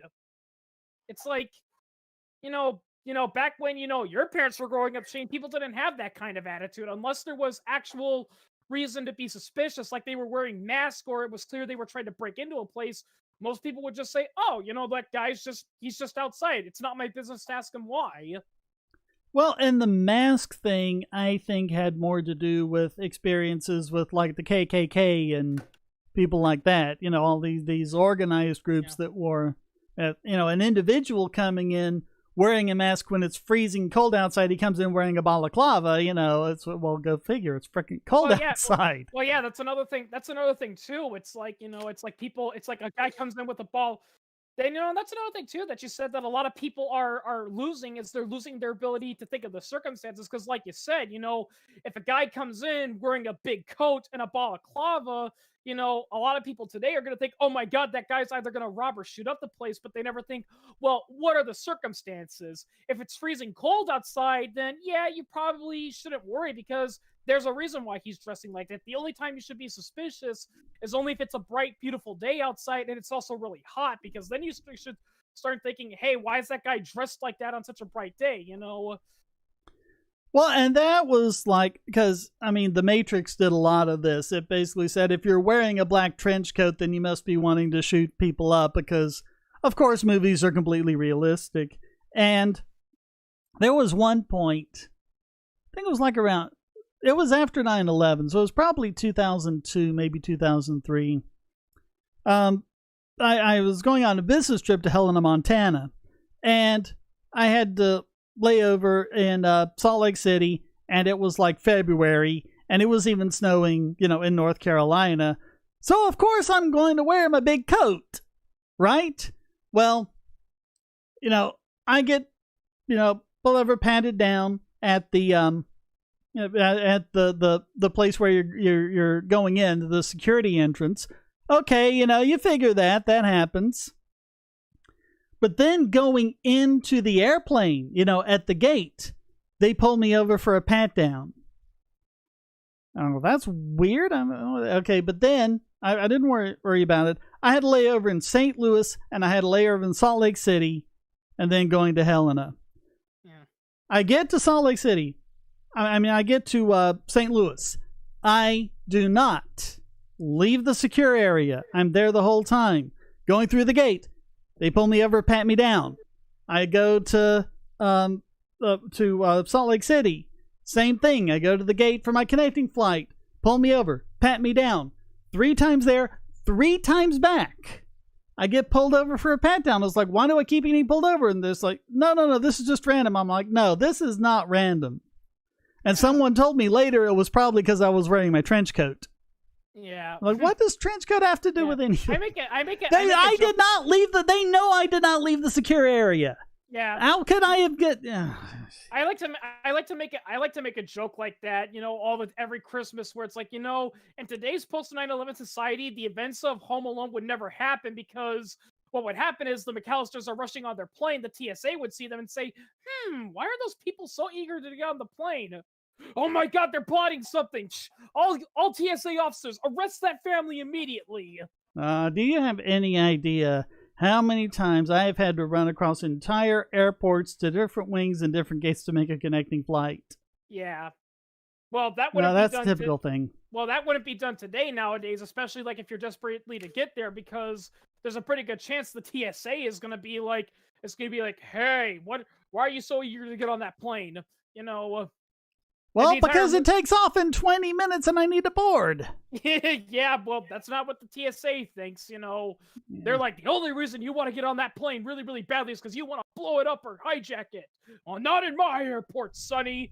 Yeah, and the entire movie, like hijackers can't walk? Yeah, and the entire movie would just be the McAllisters in TSA custody getting roasted and grilled. It's like, okay, your story checks out. We believe you, but as an extra precaution, we're gonna have to get out the machine. What's the machine? Okay, here's what it is. We stick this huge rod up your butt, and it zaps you with 1,000 volts of electricity, and that detects bombs and or drugs. They activate the drug, torturing them. Did it work? I didn't see anything. Activate it again just to be sure. Yeah, I've had my luggage taken off to weird places to sending it to the back. They're sending it through special screening. And then there were also times where I'd either, get to my location or get home or whatever, open up my suitcase, and there's this little note in there saying that, yes, we looked through your suitcase to make sure there was, Yeah. It's like, oh, wow, yeah. Yeah. And I would say, we do this for your protection. I'm like, no, you didn't. You did it for other people's protection. You don't go through my suitcase for my protection. I know what's in my suitcase. Yeah, well, to be fair, and the thing with Home Alone is that many people have pointed out that practically speaking, if Home Alone did occur like that, the McAllisters would be in very serious trouble because. Oh yeah. Yeah, because it's like you didn't double check, You know what else is unrealistic? And this kind of grinds my gears about the sequel because I've been in situations like this and this will never happen is Kevin's older brother ruins his solo during a Christmas recital and the son gets totally away with it. It's like, listen, I've been in band class in school before. You are not going to get away with messing up a recital, especially a school recital. Even if the parents don't do anything, the principal and teachers are sure as hell going to do something like that. Yep. Yeah. Yeah. What would really happen is he'd be taken to the principal's office, and it would be something like, "That was a funny prank. You know what I'm gonna do to make sure you have more time to think of those pranks? I'm gonna take you off your favorite sports team that you're on. Yeah, you're gonna get kicked out of the group. You're gonna be given detention. You're gonna be banned from other school events. And that's another thing too. Why the hell are the teachers laughing? The teachers should be going up to him saying, "You off the stage now." Yeah. That's what happens if you're deliberately screwing up. That's what they're gonna do to you. The conductor or recital is gonna point at you, say, "You get off the stage now. You're off." I mean, you were in the marching band. I'm pretty sure nobody got away with deliberate tomfoolery. Oh no. Yeah. It was almost military-like in its discipline. Oh yeah, I mean, I was in band class and it's like that. I mean, even our own teacher Well, said, the thing about marching band is you are judged, based on any tiny extra little movement that you do. If you just kind of slip up into a double step and get back in, the judges count off for that.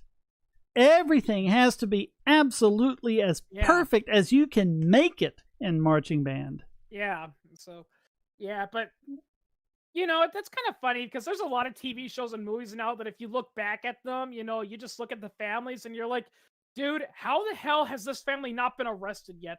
Perfectly good example is Malcolm in the Middle. I am surprised that Malcolm and his brothers are still in that household and the parents haven't been arrested and they're in foster care.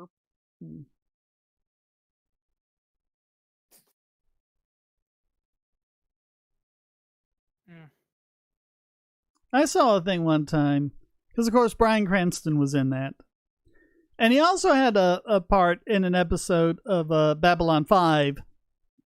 And I saw a thing on a Babylon 5 board in Facebook where people were tying together all three of those as how he was the same character. He starts off as Erickson, the White Star leader. Of course, he's in command of a White Star, and he ends up being Walter White. Coincidence? Yeah. And when he's destroyed by the shadows, it automatically opens up a rift in time, and that gets into Malcolm in the Middle, and so that gets him from the. They had it all tied together. Yeah. Of him being the same character. Yeah. And how Walter White was kind of subconsciously remembering, who he used to be, with this great White Star commander, and he couldn't be satisfied with his life, and that's why he did the things that he did in Breaking Bad. Well, Gotta love fans. Well, then again, as a lot of Malcolm in the Middle jokes have pointed out, the real source of all the problems with the Malcolm in the Middle family is the wife, because she's, she goes way too overboard with her punishment and morals sometimes, Yeah. Yeah. And Bryan Cranston's dad just comes off as like, he disapproves of what his wife does, but he's like, listen, I don't want conflict or anything, so I'm just gonna ignore it. Which, in my opinion, is just as bad as abusing the kids, because it's like... I wouldn't say it's as bad. But Well, to be fair, you don't always know what's going on, because let's be real here, because I suffered from it. Some people legitimately cannot stand up for themselves just because they have that submissive idea to them, Yeah. Yeah, so... that's the reason why wives who get beaten and abused by their husbands, they rarely go to the cops or whatnot, is because they feel like they can't, And it's even more so when it's the other way around, because they really don't feel they can, because oh yeah, systematically and socially villainized or I saw a really dark joke about that one time where a guy, is getting beaten up by his wife, and he's like, I did everything you told me. I took pictures, I secretly recorded, the incidences, I did all this and that, and I went to the police. And what did they say? They laughed at me. Yep.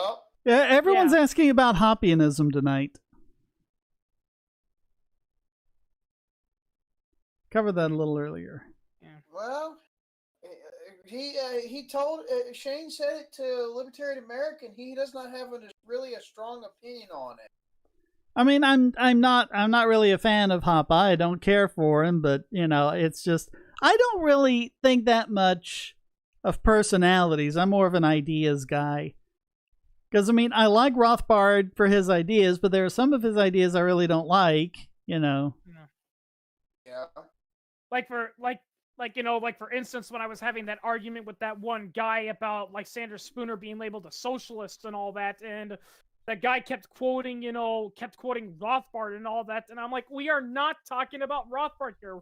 We're talking about Lysander Spooner, You want to talk about Spooner? Quote Spooner. Yeah. And don't quote mine because I'll call you directly. on it. Yeah. Quote Spooner directly. Have you seen his fucking advocacy for private property? That refutes the socialist claim. And there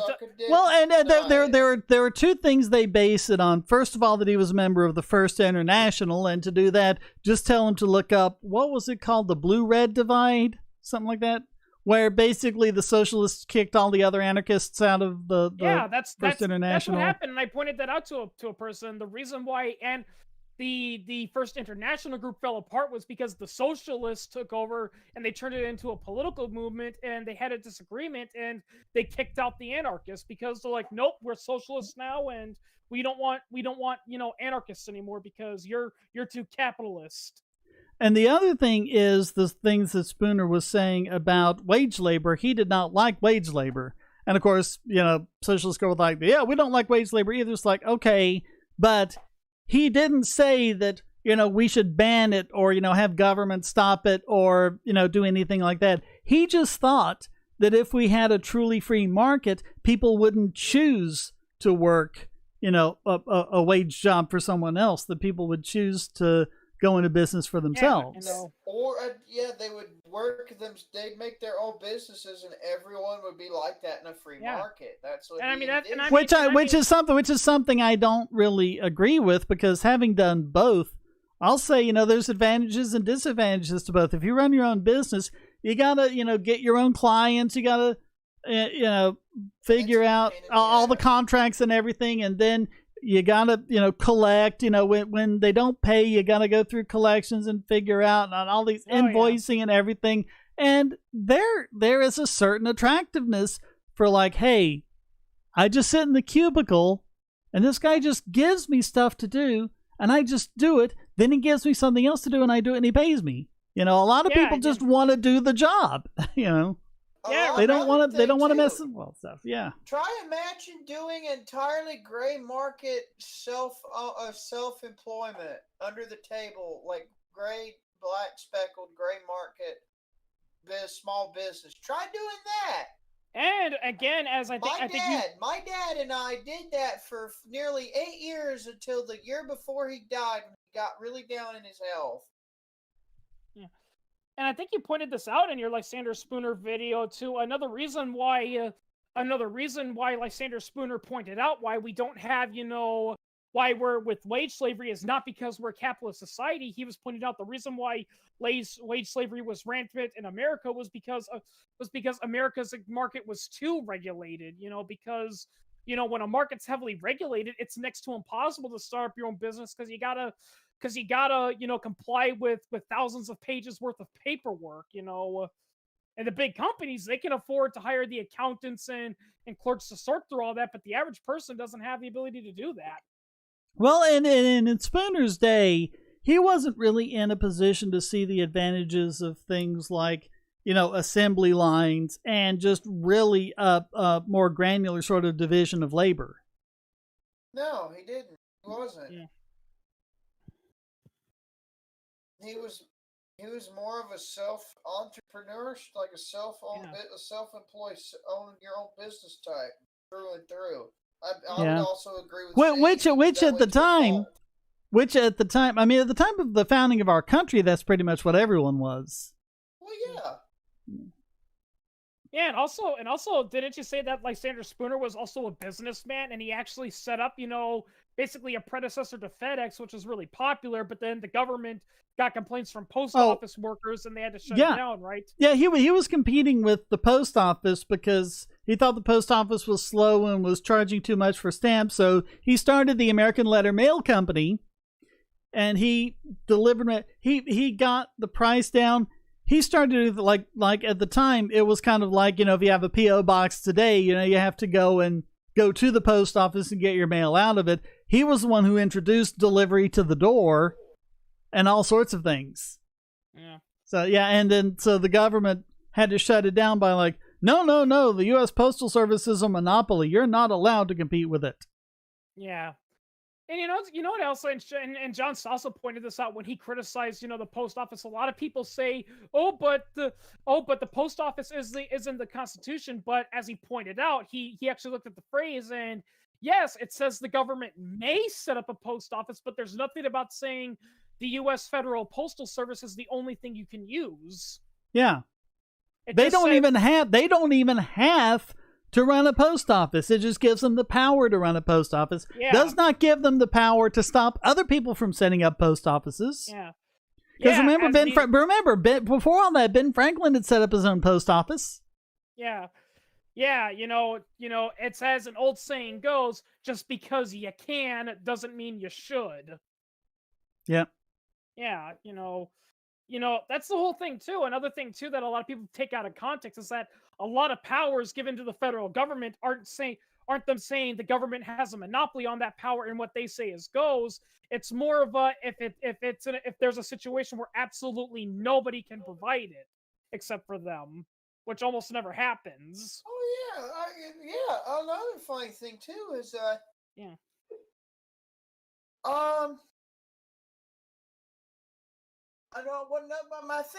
think what was really cool that Spooner did was his theory on paper. You're back going to the bathroom.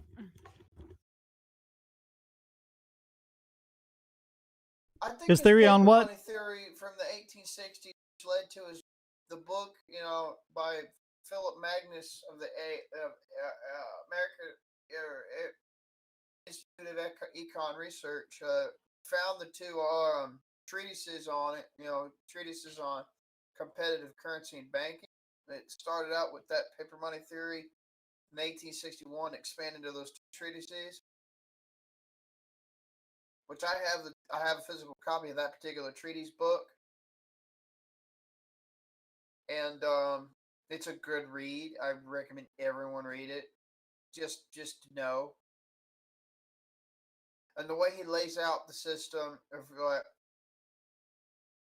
the way now I will admit that Murray Rothbard, you need to read Rothbard's article about how he debunks the so-called free banking of Scotland, that era, but you can still apply the actual book to it, but just update with this information. He comes from a bias, but the model he gives out and the explanation across the board is still good. You don't have to agree with the money system itself, but he actually lays out something actually solid, Well, he explains it and everything, and you can't update it. And back. Sorry. Yeah, going back to the post office, Shane. You remember that Seinfeld episode where I didn't watch Seinfeld. I didn't care for it. Well, there was I'm like one of 3 people in the country who didn't like Seinfeld. Yeah. Yeah. Well, there was a funny episode where Cosmo Kramer goes to the post office and he wants to cancel his service so he doesn't have to pay the post office tax. And they kept asking him, "Oh, well, then how are you going to get stuff delivered to your house? I'll just use FedEx or UPS." "Well, what about your mail?" "I've got an email account for that." And he's like, "Okay, fine. Everyone knows we don't need the post office anymore, but don't tell them that. We'll lose our jobs." Yeah. Yeah. Yeah, and don't get me wrong, there's some good post people out there, but let's be real here. We're generally not too happy with their service because I cannot tell you how many times we've had it where we get a delivery, like we order something off of Amazon and they promise us it's gonna be here on that day, and then it doesn't arrive. So you contact the owner in Amazon, they say, "Hey, we shipped it on that time," and then you find out, oh, the post office lost it. Oh, let me cuss Amazon for a fucking minute. Go for it. During the lockdown, for a while they didn't take calls, right? My mother, who got me a tablet for Christmas, I'm surprised she did, but she did. It was a Kindle Fire tablet, and it actually worked until it gave a false moisture in the charge port reading. And she tried to call him multiple times. Several of the times I was there in person to hear her try to call him. And we tried for months, and they wouldn't take anything. So a few days ago, I called them after finding out they were still charging me $10 a motherfucking month for a Kindle Fire subscription. I had no way of getting a hold of these son of a bitches to cancel it. I called the day as I found out. I said, "Hey, I want a refund on all of this because my tablet, we got no response when we tried to contact y'all for several months last year. And I want a refund on all of it." Said, "Oh, we can only refund this last transaction." I said, "Are you kidding me? That's bullshit." Yep. Yeah. Well, rob my ass, you fucking cunts. Well, to Amazon's defense, like I said, they are starting to become a government-backed monopoly. They weren't in the past, and Jeff Bezos was pretty good about trying to be an honest entrepreneur, but then the government hit him with all those lawsuits, and he decided, fine, I get it. In order to stay in business, I got to be a corrupt lobbyist, so he became a corrupt lobbyist. Yeah, that's how they get you. Yeah. But now the socialists like to say, "Oh, well, see how these corporations are corrupting government." If anything, it's the other way around. Yeah, a perfectly good example of this is look at Bill Gates. Bill Gates, nobody likes him now, but back in the day, he was a legitimate, honest entrepreneur who just wanted to provide goods and services. And the only reason he became a corrupt lobbying guy now is because he kept getting sued by governments and his competitors, and because they kept saying, "Oh, you're a monopoly. You're using predatory pricing and cutthroat competition to push out people." So now he said, "Screw it. I can't survive like this." And he had no choice but to start hiring lobbyists. Tomorrow, I got to call Amazon to get a refund for a couple of packages I couldn't get that were not delivered to me. So I got to call them to get a refund on that. I haven't had a problem with that through this whole pandemic. I've been able to get the 2-day shipping, and it shows right up. I haven't had a problem. I don't know if it's a coincidence or not, Shane, but all these controversies with Amazon's delivery services going down, isn't it kind of odd that it's occurring after, all the lawsuits against them by the U.S. government? Yeah. It does not surprise me at fucking all. By the way, let me read you a cancer take. A guy that would come out on Twitter by the name of tweeted a tweet and goes by the name of Dead Horse, said, "Please explain how you can have fascism with little to no actual state." That's what happens when you take... Because minarchy and anarchy are the opposite of totalitarian fascism, because little to no actual state is what happens when you take the idea of limited government. He said conservative / right wing. I would call that false, but then again, that's not basically what he said. This is what happens when you take the conservative / right wing idea of small or limited government to its furthest extreme. Minarchy and anarchy are the opposite of totalitarian fascism. All but the so-called conservative / right wing rhetoric piece about it was legitimate. Everything around that was legitimate. But anyway, this girl named Zoe said, "The smaller the government is, the easier it is to consolidate power. The larger it is, the more checks are on the government's power." Wrong, twat! You're wrong. Rainbow. All I did was just face slap. Just go, Rainbow Asteroids asks, what about Triple E? I've never had it, and nor do I want Triple E.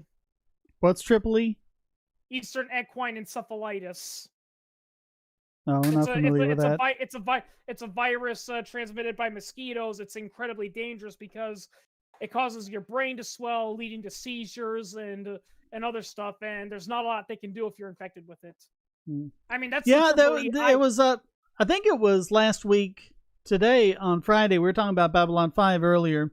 Mira Furlan, who played Delenn on Babylon 5, she also played Rousseau on Lost. She died of West Nile virus. Wow, haven't heard from that in a while. Yeah, well, you tangle with the wrong mosquito, that's what you get. And that's the thing. People are focusing on the pandemic. People are still dying from the things people have always died of. Oh, yeah. Yeah, it's like, oh, he meant Triple E as an embrace, extend, extinguish. I don't know. Yeah, that's something they used to say about Microsoft, and I think they do today. But personally, I think Microsoft has gotten a lot better since they drummed out Ballmer.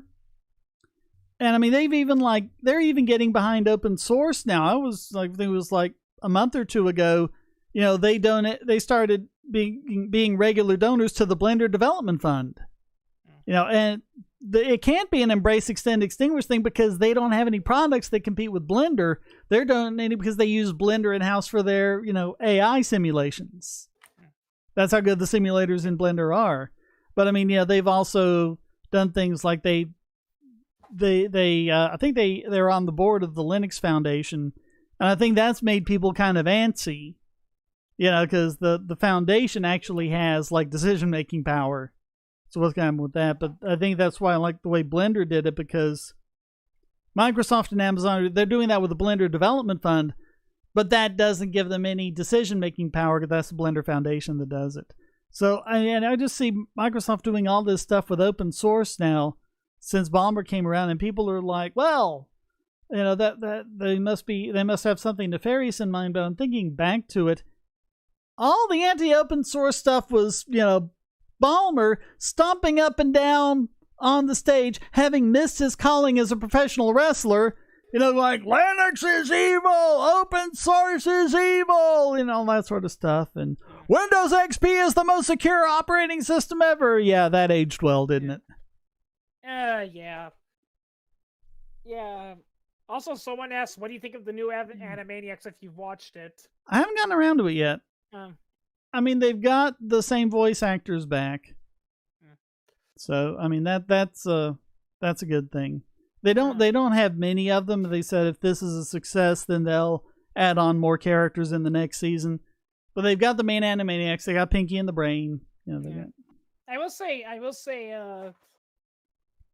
this because this kind of relates to what's been going on with GameStop and about how people are buying it, the stock now for whatever reason, because the stock went up for whatever reason. But another thing that's also been grinding my gears these past couple months is everyone blaming capitalism for the PS5 shortage because, these people are gouging it with bots and they're buying all this so nobody's doing anything.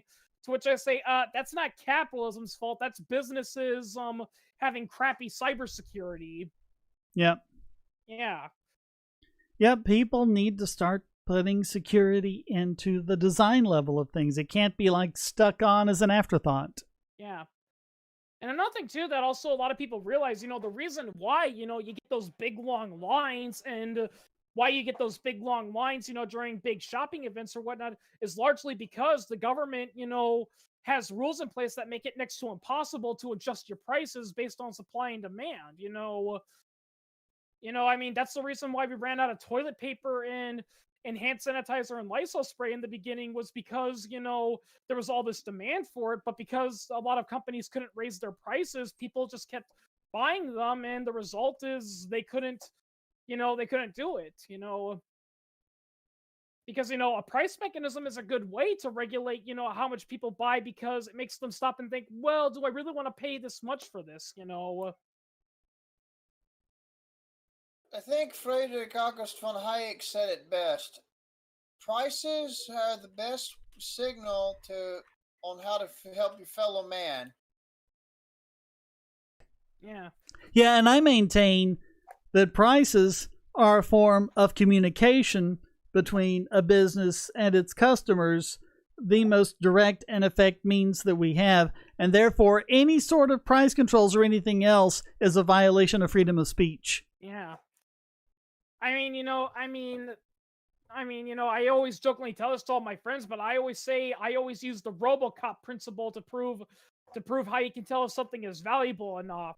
Now, if you show it to a person and the guy goes, "I'll buy that for $1," yeah, it's valuable. Yep. Yeah. RoboCop reference. Yeah, that's why I call it the RoboCop principle. Yep. I'd buy that for $1. It's pretty funny because the guy who directed RoboCop said he was doing it to criticize, corporate America and all that.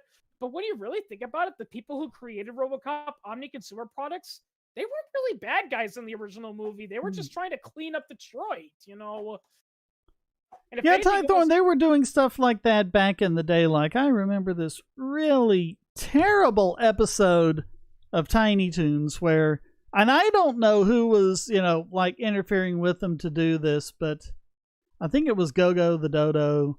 And something Montana Max was doing this thing where he was making wooden spoons, and the thing was like, oh, how hideously wasteful is it? You use this huge tree to make a single wooden spoon? That's just what it's like.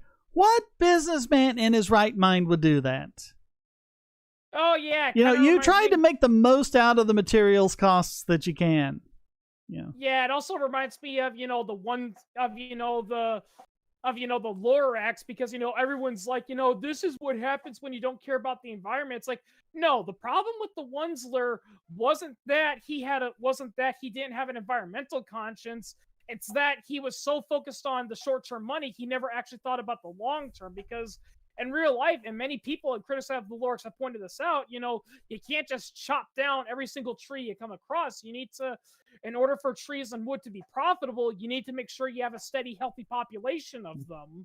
No one takes care of a forest as well as paper companies. Oh yeah. Yeah. What does the government do when they own it so everyone can enjoy them? They let them burn down. Well, but I mean, there's like Mary Ruart read about this in Healing Our World, I think. There is, like, in Oregon, you have an interstate. On either side of this is a Ponderosa Forest. It's basically the same forest, but one side is managed by the Forestry Service, and the other side of the interstate is managed by Weyerhaeuser. And I mean, she goes on about all the problems on the government side. The trees aren't healthy, and species are dying off, and it's mismanaged. And compare it to the Weyerhaeuser side. They have nice, good, healthy trees. They've got a good, healthy ecosystem. Lots of animals living there, living well, and Oh yeah, Because no one in government has the incentive to do it. The paper company does, because that's their future. Yeah, they know that's how they'll stay in business. Yeah, I mean, I'm sorry, but I like some of Dr. Seuss's other works, but the Lorax is not one of them. Yeah, the guy was not an economist. Yeah, I mean, that's the thing that grinds my gears when I read about Dr. Seuss and I read about his political beliefs and all that, and he talked about how he wanted to encourage people to do that, but he just came to all the wrong conclusions. That I'm just like, Seuss, you should have just stuck to writing catchy little rhyming books that encourage kids to read. I still say that one of the best books ever written was "And to Think That I Saw It on Mulberry Street." Yeah.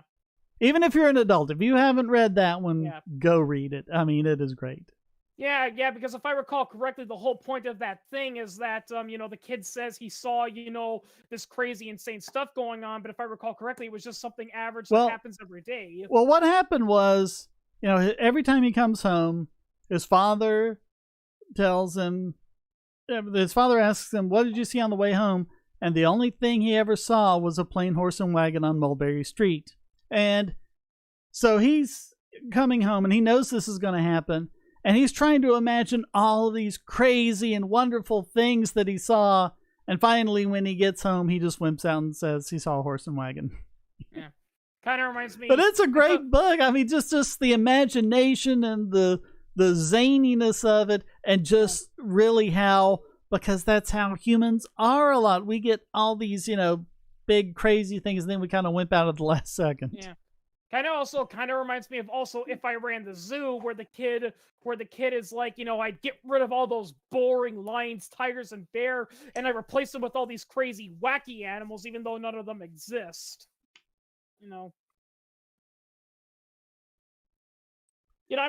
Just look at what the Soviet Union did to forests and lakes and things like that.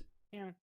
I mean, gee, it was just terrible. Didn't they destroy? Didn't they destroy a lake of theirs that was once responsible for providing water for a lot of local villages? They destroyed it because when Afghanistan became communist, they asked for agricultural aid, so the Soviets drained that lake to the point and thought that if we sprayed water all over Afghanistan, that would make the soil more fertile. Of course, it didn't.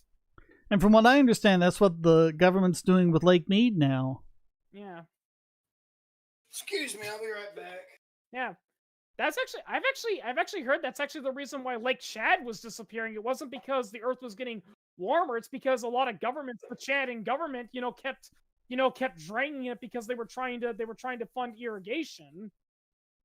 Or I'll see. That sounds right, Ethan. Yeah. But someone look it up, don't take our word for it. Yeah. I'm the Lorax. I speak for the trees. I talk to the trees. Yeah, but they don't listen to me. I just want to say that I just want to ask the Lorax. It's like, listen, Lorax, you want to save the trees. The Wunsler wants to make money. I know a thing you could have done. Why not tell him, here's the thing, Mr. Wunsler, chop down trees if you like, but think of it. Wouldn't you make a lot more money if you kept a good portion of the trees alive so they can make other trees? Yeah, that's what the Wunsler needed to be told. He didn't need to be told what you're doing is wrong, And that's the reason why I don't like the book.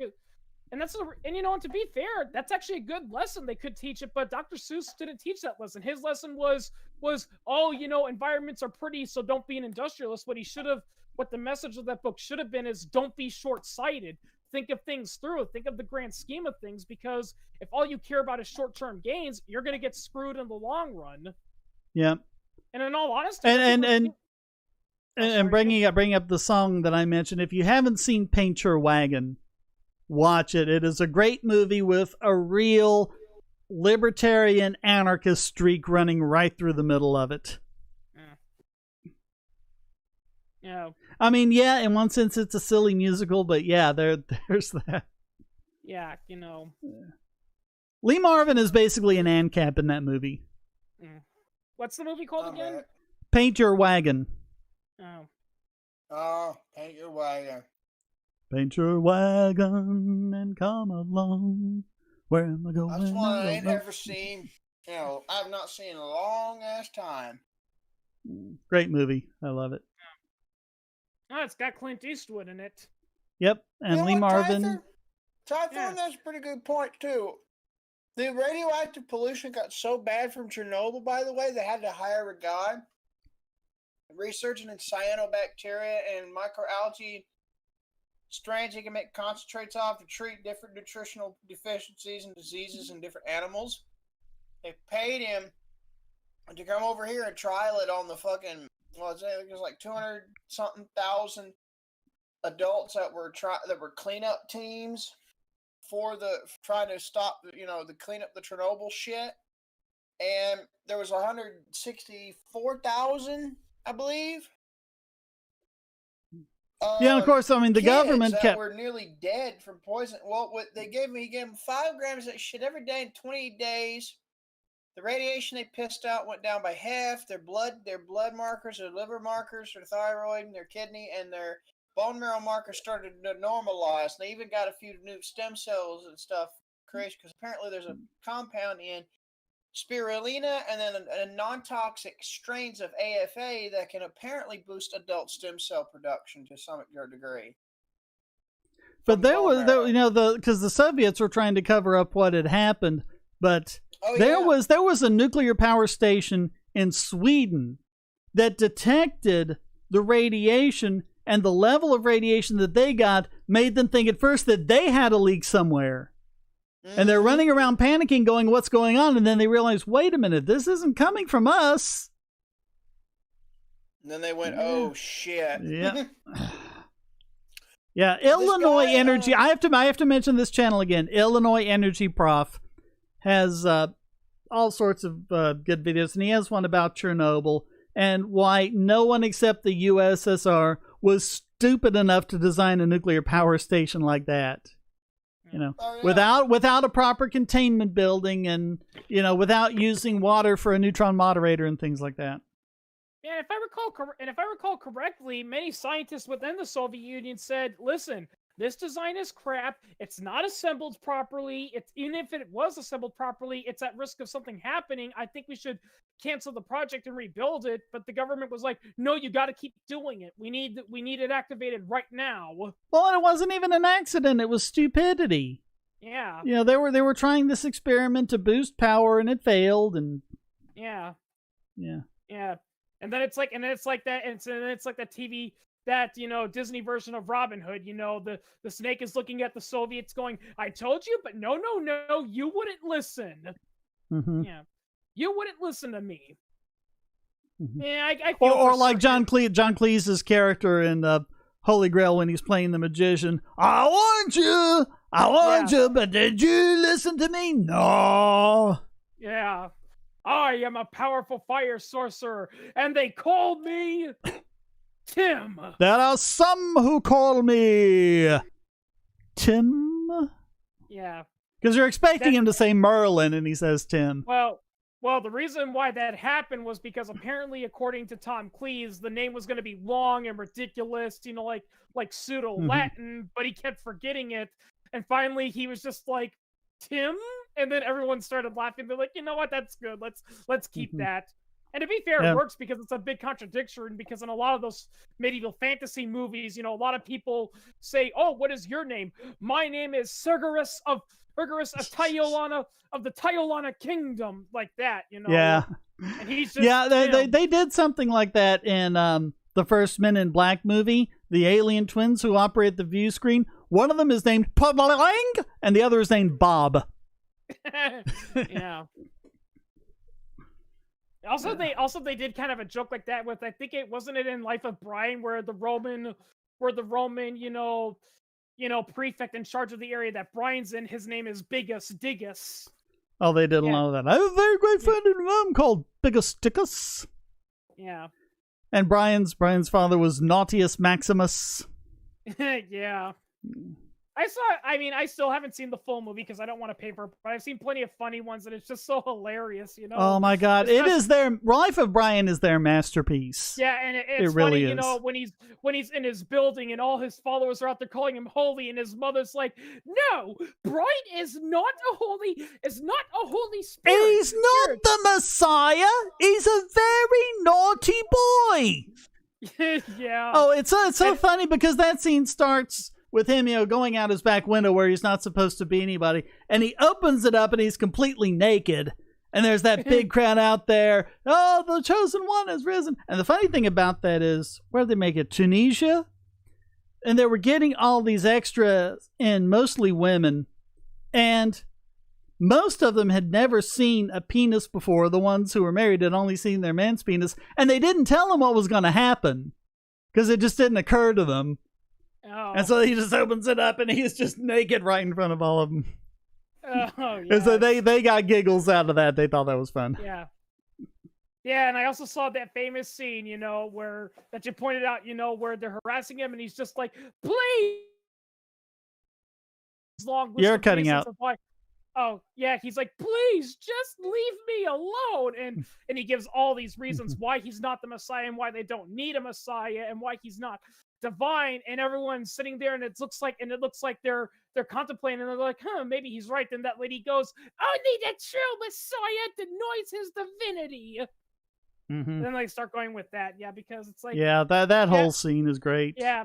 And the earlier scene I was talking about, the whole crowd is like chanting everything in unison. Hey, the chosen one has risen, and he's trying to talk to them. He's like, listen, you've got to think for yourselves. You are all individuals. And they go, yes, we are all individuals. And one guy goes, I'm not.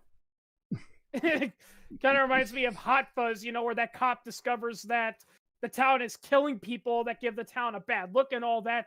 And it's like, it's for the greater good. And they're like, the greater good.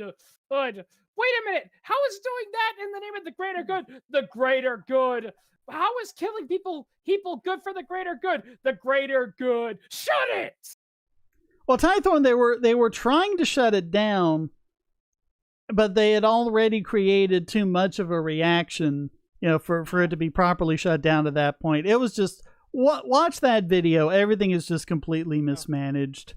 Oh, by the way, Shane, here's a funny joke I told a friend of mine that made him laugh. It was a joke I heard from someone who's a former member of the Soviet Union. It goes like this. So a friend goes to the Soviet Union because he's going to visit his former college roommate who studied abroad but is a native and currently lives in the Soviet Union. So he visits him in his apartment block, and he goes to wash his hands, and he notices the water's not working and it's also freezing in there. And he says, "Hey friend, I noticed that your water's not working and it's freezing in here, so I think your heater must be broken. Have you contacted the apartment manager?" And the friend goes, "Oh no, our heating and water works just fine, but a couple of our neighbors broke down, so until their utilities get fixed, all of our water and heat has been shut down." Yeah, JC, we haven't talked about GameStop. I haven't really had a chance to dig into it, but I did notice that was today's Tom Woods podcast was about that, so I'll probably listen to that when I'm done with the podcast tomorrow. But you get the joke, right, Shane? Yeah. Yeah, the joke is that a lot of communists have the crab mentality, and the argument is that if some people can't get a hold of it, then no one's allowed to have it because everyone's got to have it. Yep. Yeah. And by the way, and jokes about communism are not funny unless everyone gets them. Yeah. Reminds me of, because I was talking with a friend of mine and he brought up, all the stuff capitalism has given us, and the person who was a communist said, no, the people would have all worked together, to make something like the iPod.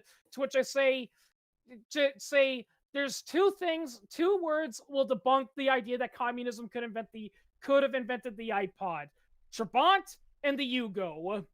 Yeah. Yeah. Oh God, those were terrible. I remember the Yugo. That was a terrible car. Yeah. They were terrible, terrible cars, and they were made by the best engineers the East German and the Trabant was made by the best engineers that the East German communists could cobble together.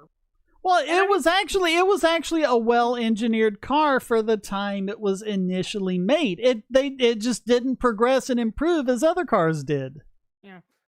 Well, even when it first came out, it had a lot of things that a lot of cars in America had since the 1940s. Like, for instance, they didn't have turn signals till the 1980s, which, like I said, a lot of cars had. Well, they were having to do a lot of cost cutting on that again, and that wasn't the engineers doing that. That was the limitations they were put under. And if I recall correctly, the first. But I think a lot of them were the same engineers who had done this other German car, and I forget what it was. But I mean, there's a story about a guy who was driving this German car, and it broke down, and all he had with him was a single wrench. And with that single wrench, he was able to take the car apart and put it back together and get it working and go on, just with one wrench.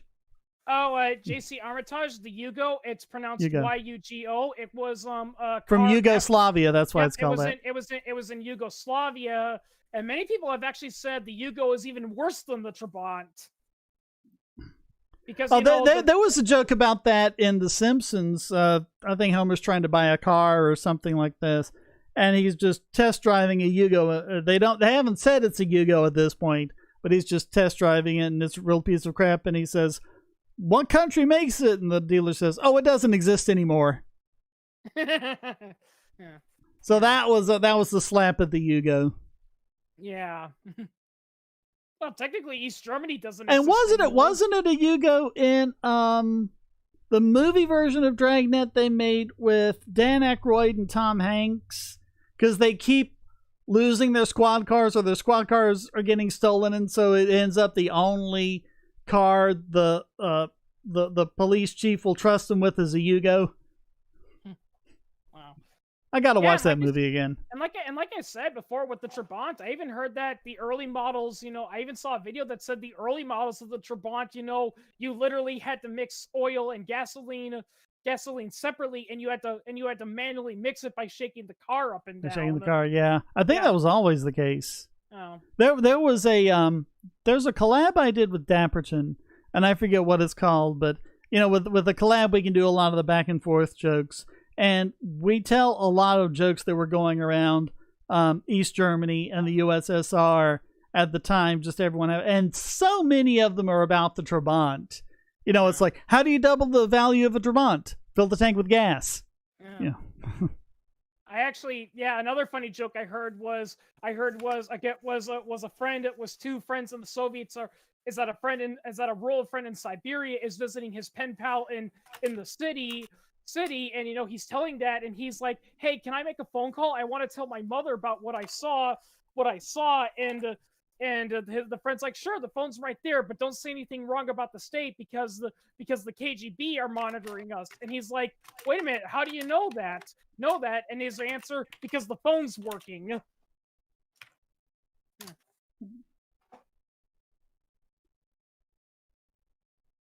Yeah.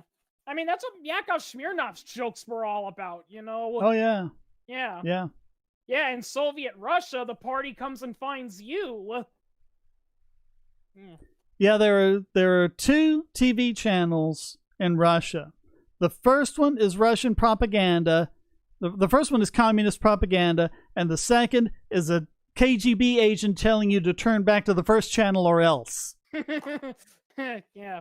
And everything else, and that's another thing too. Like, I've interviewed, people in the Soviet Union, and believe it or not, a lot of them have admitted that growing up in the Soviet Union, they never watched Soviet TV. A lot of the stuff they watched was stuff that had been smuggled in from other nations and either had been subtitled in Russian or dubbed in Russian.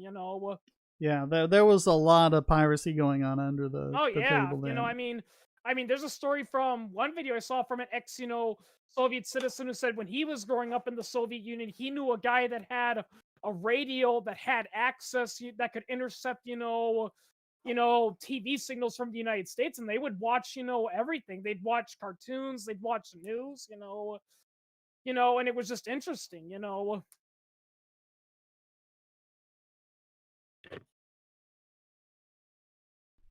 Yeah, I think that was one of the main reasons that Gorbachev did Glasnost. He kind of realized that people were getting the stuff anyway, so you might as well, let it in officially and. Oh yeah, I remember seeing an interview with Bruce Springsteen, and he was allowed to do a concert in East Germany one time. And one thing that surprised him was everyone knew the lyrics to his famous songs, and he later found out that's because a lot of these people had smuggling your tracks, since the beginning. Yeah. Yeah. Yeah. Yeah, I think that was one of the things Billy Joel said, because, his concert, there was, opening up to people, hearing this kind of music for the first time, and he was looking at the audience and a lot of people were singing along with it. Yeah. They've heard this. Someone says they want to see a head-on crash test between the Trabant and a 2021 Escalade. Well, the thing about the Trabant, it was pretty solidly built. That thing was a chunk of metal. Yeah, but here's the thing, too. A lot of people love to say, look at cars from the 1950s and 60s. You could run a train over them and they're still intact.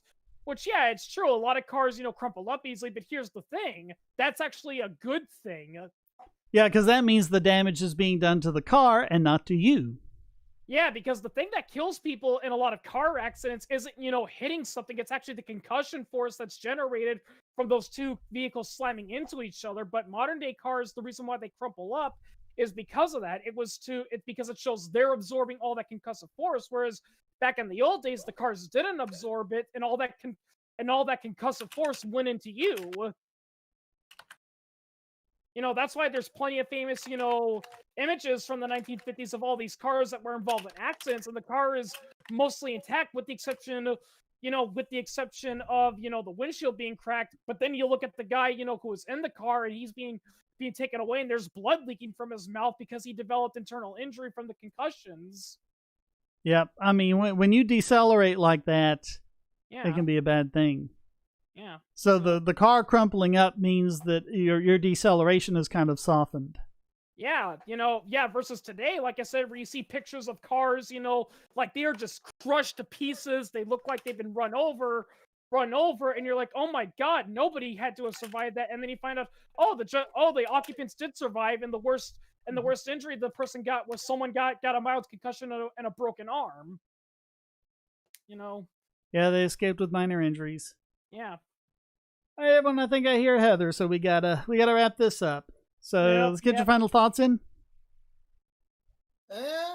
Well,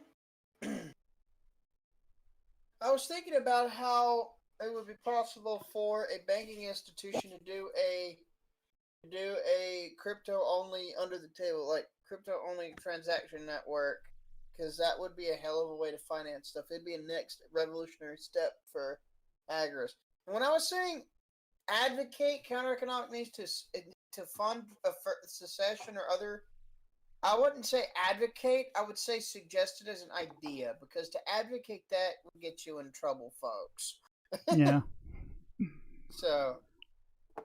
All right, Chris, your last thoughts? Nope, don't have any. All right.